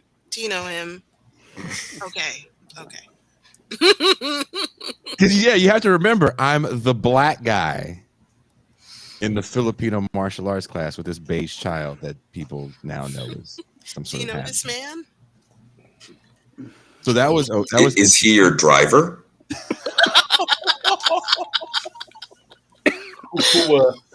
They bring Benson right in there with him, huh? Hey, Benson was the mayor, wasn't he? Or the governor? He became the lieutenant governor. There you go. When the governor got the job. Everybody want to trash Benson. Talk about affirmative action. God damn. Wow. Another proud moment in Black history when Benson got the job. This is problem. Nigga, what? This is the problem with free champagne. It's full of toxic coloring.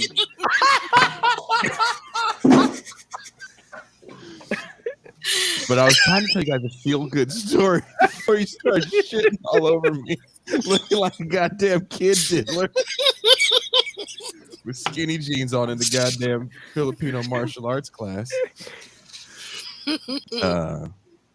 So after the Filipino martial arts class, we went to the park. There's a park near where we stayed in Chinatown. And I don't think I got a chance to tell you this part, Pascal, in Tucson. This is a true story. I'm not making this up. We get to the park because we can't check into the hotel yet. And so, this is right smack dab in the middle of Chinatown. I think it's called St. Mary's Park or something like that. Really cool park. My son loves it. He's running around in his fireman shit. He's got a fireman backpack. And it comes with a little fireman hose and a little axe. And my son is telling me, Dad, the axe is for the door. It's not for people. They're in trouble for the door. And then he's breaking down little imaginary doors and doing little kid shit. And then the most hood Chinese kids roll up. They're 5 and 3. And these kids were I don't know what side of China they're from. Where is the Chinese hood? What side? The south side of China. West side Xinjiang. Datong maybe. Shaanxi. Wherever you people make hood Chinese people is where these Negroes came from. Just make sure you know that Martin Luther King Boulevard's out there. That's all you need to know. Hey, I was in the city and I was in they hood. I was in Chinatown, and this kid, big fucking head too. God, his head big. And he walked up to my son. My son's got his fireman hat, and the kid just snatched it off his head. And then his little sister went for the little fireman backpack, and I was like, "What the? Whoa!" They didn't say hi. They didn't say let me see. They just grabbed. And I looked at the mom, and the mom tried to have this look of shock. I'm like, "Bitch, you know these kids is bad. You knew they was bad when you left the fucking house." And so I tell the where are their girl, leashes is what I want to know. she let them Negroes off. And I keep saying this. I want you to know these were some trifling kids. These was little kids in the hood. Goblins. They were goblins. If he would have told me his name was DeAndre, No. I would have believed it. Levon Dantier.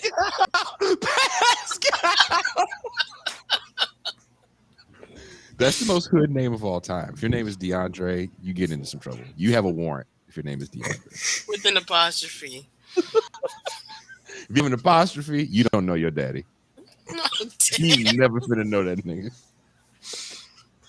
But anyway, little Chinese DeAndre tried to take my son's little fireman backpack, and I had to take it out of his hand in front of his mom. And then he came back and said, "Well, can I play with it?" I was like, "Nah, you can't. You look too rough. Go No, my find a brother. swing. Go You get got to No, my brother. You got to buy your own. Right. You trifling ass mama. Wherever the fuck you. I'm sure your daddy left because he was tired of dealing with your monkey ass. So these kids keep trying to fuck with my son. So the lady they came on hood ass shit. The little boy came on one of them bikes with no pedals, and the little girl had a little fucked up ass scooter. And just little hood kids. This model minority shit. Please, y'all, kill it. I was in the belly of the beast. Okay? I saw hood shit. Chinatown. So the lady left. The lady goes, "Can you watch? Are you gonna be here for a while? Can you watch my kids' stuff?" And I said, "Please, yes, just leave. I'll be here. Just leave, please. You and these badass kids." So she leaves the little bike and stuff and the little fucked up scooter. And then so my son is finally can play free, but I did take his shit and I was like, "I'm gonna take your little helmet and this little backpack water hose things. I can't have, little fucked up Asian Negroes breaking your stuff." So the lady came back and I think she felt bad because had I been Chinese, I think she would have beat the shit out of them kids in front of me and felt nothing. But I think she was trying to hold it in, like, oh, they never act like this. I don't. And so she went and she actually bought cookies, and she bought a cookie for Phoenix as well. You know those big cookies you get from the grocery store where they have icing on it and shit. Mm-hmm. And she was like, "Oh," and then she bought like little sandwiches, and she bought Phoenix a little sandwich. I was like, I can't take your sandwich. We'll take the fucking cookie, but we won't take the sandwich.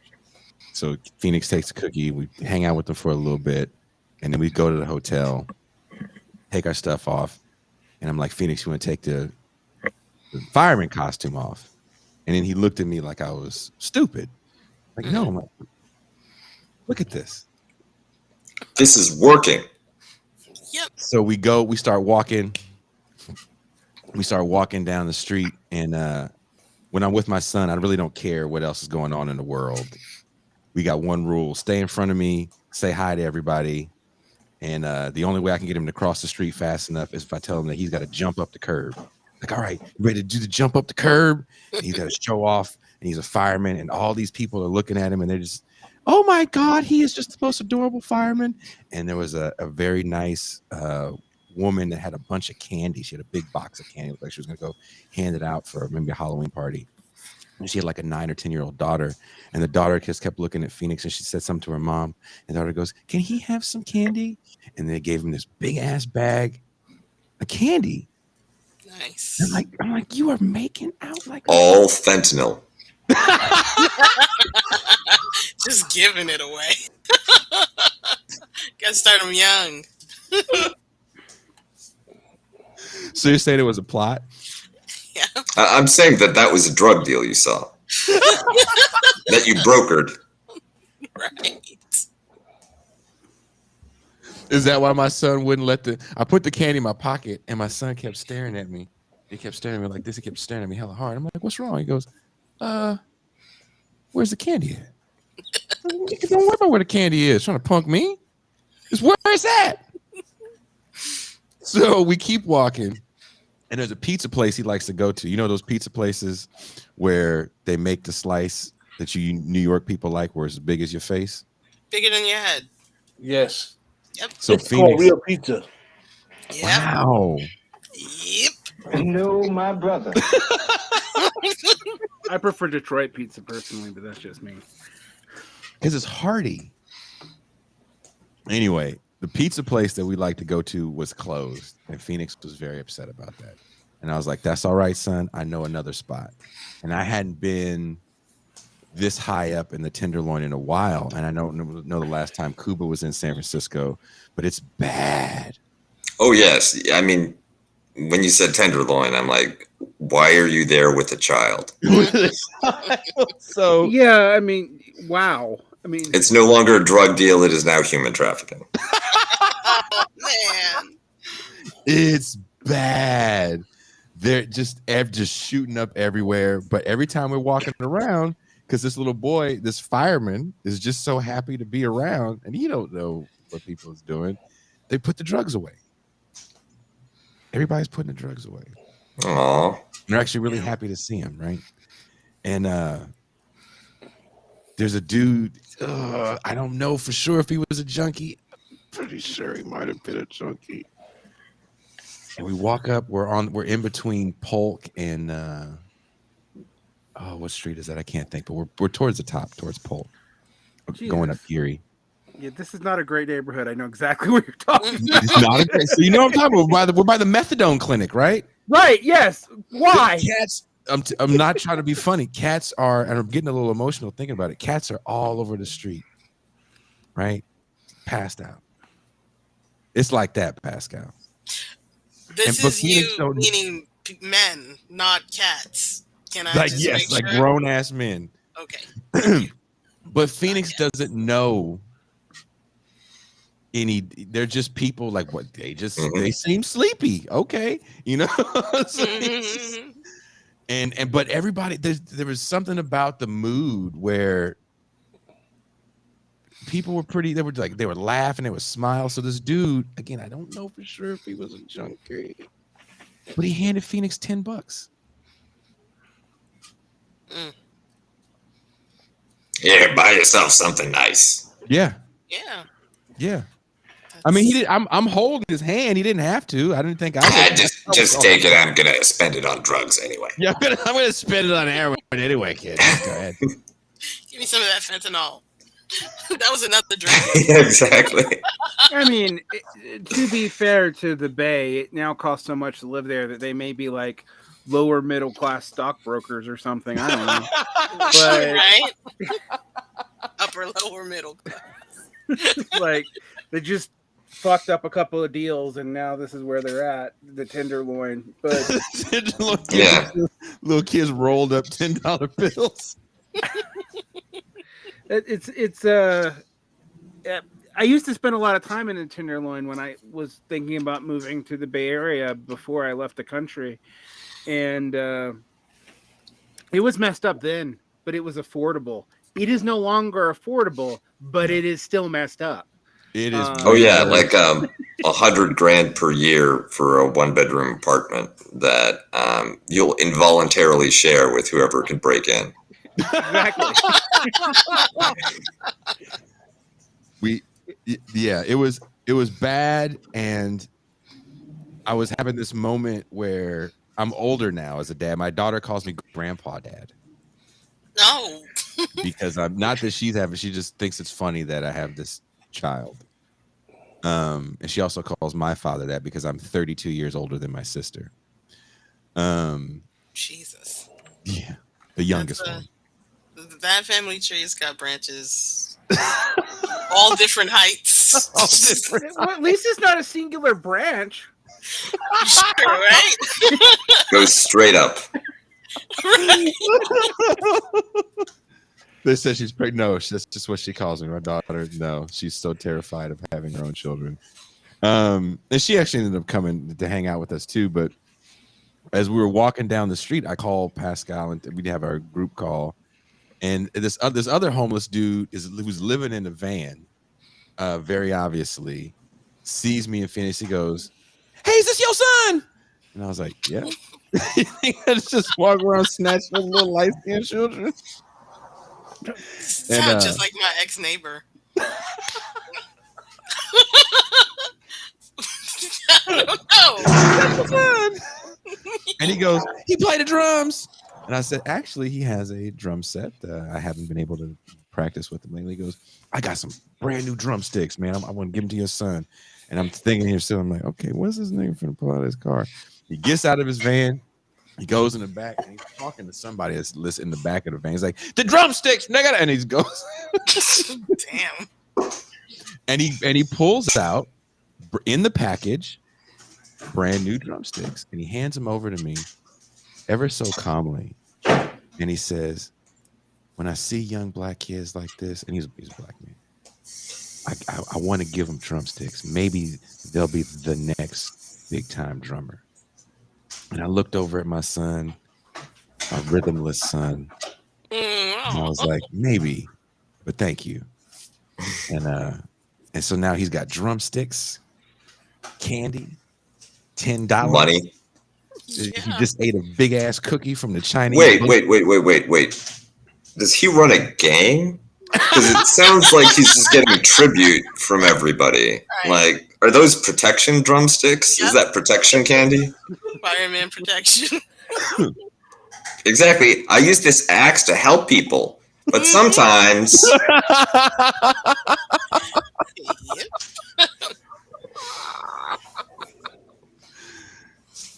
So as we're finally getting back to the hotel because his sister's like, Dad, we're here at the hotel, and she can't wait to see her brother. And as we get ready to cross the street, this white man walks up to me. He goes, "A lot of us have been watching you guys for blocks." not creepy. I also was watching for blocks. Watch your back, nigga. And he just walked. And he said, this is you guys are adorable, and remember this. And I was like, oh man. So to answer your question, I had a lot of fun with my son on Saturday. We didn't get to go out trick-or-treating, but I think he got enough stuff with me on Saturday. This comment. Very normal. All of this is very normal. For a Daddy in Phoenix adventure, that is very normal because he likes to walk around the Tenderloin, and the rule is once we walk out of the hotel, I just ask him where he wants to go. You point me in the direction and I'll follow you. We got to hang out in a art gallery. I've been taking my kids to art galleries since they were old enough to leave with me. Art galleries and music shows. So they get little free art lessons at the galleries, and it doesn't cost anything to go there. Nice. So it's better than the museum. That's a win. Yeah. Museums are only free in DC or Canada. Or Canada. It's suggested at the Met, okay? Yeah, that's true. They will let you in at the Met if you don't give them what your what is the suggestion? Your firstborn. Yeah, it was $25 when I went like 13 years ago, and now it's probably like $80 in your arm. No, they just one Apple share, please. Someone says the Met is free, and then someone else says it's like $44. Look, my son, all my kids, we walk into art galleries where the dope shit is for sale. Nice. Yeah. Yeah, the Met nice. is the Met. You can go into the Met for cheap. I didn't pay the full $25 when I went because I was broke. It's suggested. The prices are generally for tourists. I went to art school and we had to do museum reports, so the teachers made sure to tell us that it's suggested. Do not be paying for that. Although anything in the Smithsonian is truly free, and there's no suggestion at all. You can just go. Like hang out in the Sackler Art Museum, just like sleep there. The Sackler Art Museum. It never is the Sackler Art Museum. That's the Asian Art Museum. The Imperialist Museum where they stole all the shit in the 18th century. You just go sleep Which there. one? Well, not the big important ones in Europe where they have like the real shit. That's the British Museum. Right. Where they have the entire city of Ephesus, apparently. There's a temple at the Met, Temple of Dendar. Oh yeah, that's some Star Wars shit you just made up. It's an old temple. No, we were gonna have our prom there if those people had any vision. The Temple of Dendar. Decided to go with a boat. I mean, it took forever getting the Ewoks out of the Temple of Dendar. The Temple of Dendar. You ever purify yourself in the Temple of Dendar? Shut up.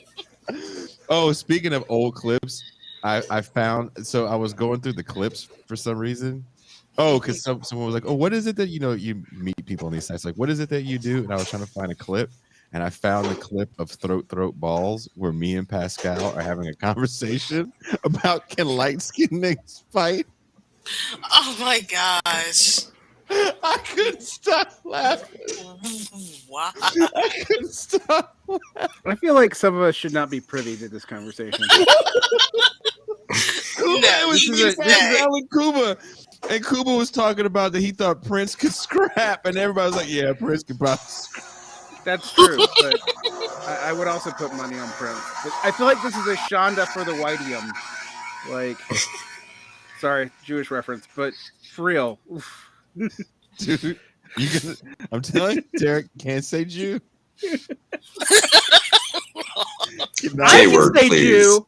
I can say Jew, but maybe certain Like- other people can't say Jew. But a So hard J. particularly Jew, RJ. hard J, long ooh. I'm not gonna say it. I'm not gonna say it. It wasn't you. We gotta do that. We gotta make that a drop. There needs to be a drop, yes. I Just watched Kanye terrible say drop. that at least 25 times, tears rolling down my face. Did I come to start talking like Jerry Seinfeld all of a sudden? Terrible. That stupid brown hoodie. Kanye West is so hilarious to me. His whole life has been comedy to me from the beginning. Conway West, Strom calls him. Conway Twitty, underrated country artist. Concur. Well, Kanye did I understand Kanye correctly in that he's both somehow a Black Hebrew Israelite and a White Lives Matter person simultaneously? Like, I mean, I'm being kind of serious. It's what it sounded like in that rant. Like, I was like, wait, what? Yeah. Like, I mean, yea contains multitudes. He is Legion. Yea is legion. Yeah. One of our best episodes. I wasn't on it. You know, those Yeah. guys wanted to talk about Yay. You guys crushed it on that episode. Well, thank you. Appreciate that. Just wanted to maybe approach Ye slightly differently than maybe some other folks, you know. I thought the Killer Mike stuff was good. I wish I would have been there for that. I told you I met Killer Mike and like told him it to his face. I was like, I agree. I don't agree with everything. I talked to him like, yeah, I don't agree with everything. I agree with everything. I'm not You're sure. very big N-word there, Killer Mike. You're a little taller than I thought. He was. He seems like a very tall man, yeah. He's a very tall, smiley man. He gave no fucks when I was telling him. I don't agree with a lot of the shit you say. He just laughed at me. He was like, it was like that Mean Joe Green commercial with the Coke. Just like, when your name is Killer Mike, you can be really benevolent. This is true. He's got nothing to prove. he's like, whatever, little black man with a walkie-talkie. I'm gonna go do some drugs in the backstage. Have a good night. Killer Mike met you and he was like, this guy's not 5'10".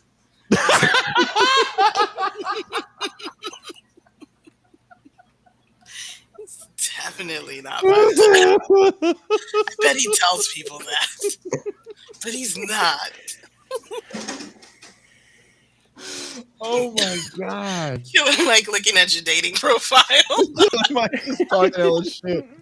Answering back bitches in dating profile. That ain't him. That ain't him. How recent are these pictures? Yesterday, bitch. Shut up. David Russell says, Pascal, how can you not crack?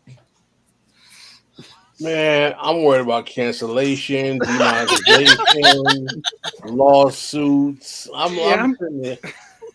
All kinds of alarms going on online. Yeah, this is streamed to my channel, which luckily is not monetized because it definitely wouldn't be after this. Oh, wait, let's see how people was watching from Derek's channel. Oh my god, they all left. They all got scared. No. All of my people was like, oh, I don't know why he even deals with these people. This supposed to be reparations.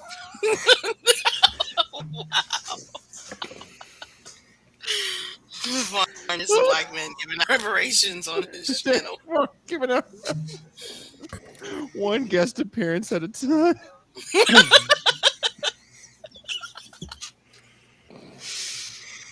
Oh, man. See, I don't just want to know Killer Mike's opinion on your dating profile. I want to know Killer Mike's opinion on like the options in Orange County. I don't like your odds. I want to show Killer Mike what I'm looking at. I'm like, Mike, bruh, do you see this? Nigga. Be like, out of I am your not in league. Atlanta. Out of your league, buddy. I send screenshots to Pascal sometimes. He does. I know he laughs. I know he laughs. Oh, my Lord. I know he laughs. I do. You're in the down bad region of Mexico. I'm going on a date with a woman that doesn't speak much English. So learn Spanish. It's not that hard. I'm trying to learn some Spanish for the date, so I don't sit there and just stare. Okay. I have a wholesome story about intercultural romance when a sinologist friend of mine was living in Hong Kong. He was dating a Korean woman who spoke very little English, and he spoke very little, well, no Korean, but they both poorly spoke Chinese. So they taught each other's languages through poorly speaking Chinese, and that was the basis of their romance. It's a true story. They're a sweet couple. So there's hope for you, Jason. Not a lot, but there is hope. Kuba, you learned a different language for your love. 我喜汉字. That's lesson 1. It's about where I'm at. Before we go, Pascal, would you learn a different language for love? Yes, I would. You would learn a different language for love? It depends on language, right? Depends on the woman. Ooh. Ooh. Does it depend on the language? Things to suck some hard candy and suck some dicks. You're going to learn some Russian for that lady.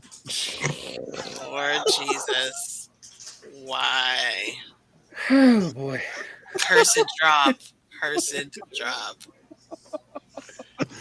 Listen, The man. best drop is still Kamala Harris and Donald Trump.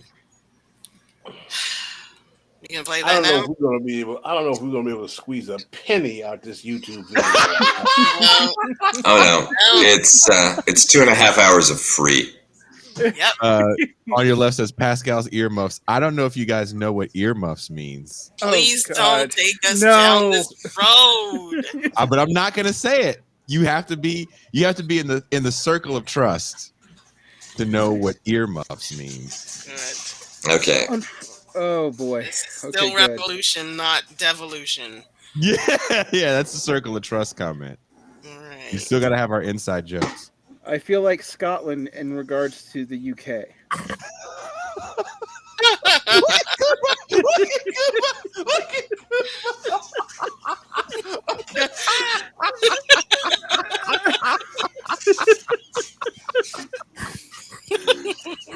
Unfortunately, if you guys I enjoyed the seriousness of this show and the silliness of this show and the warm family friendliness of this show, Yeah. please hit like, please hit subscribe. We'll be back on Saturday with Wosny Lambre. We'll be talking a little bit of sports, a little bit of Kyrie Irving, a little bit of anti-Semitism, and I won't make any jokes. I'll be serious. I can give my rant that I wrote, and I did want to do something in the champagne room. I found this wonderful clip from the classic movie Willie Dynamite that I wanted to play for Pascal. Classic movie. But You got all the hits.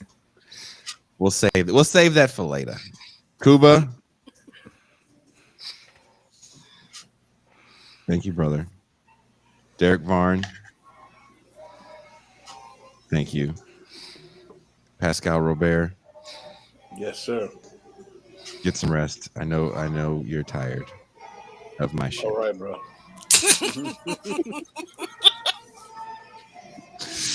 And on that note, we are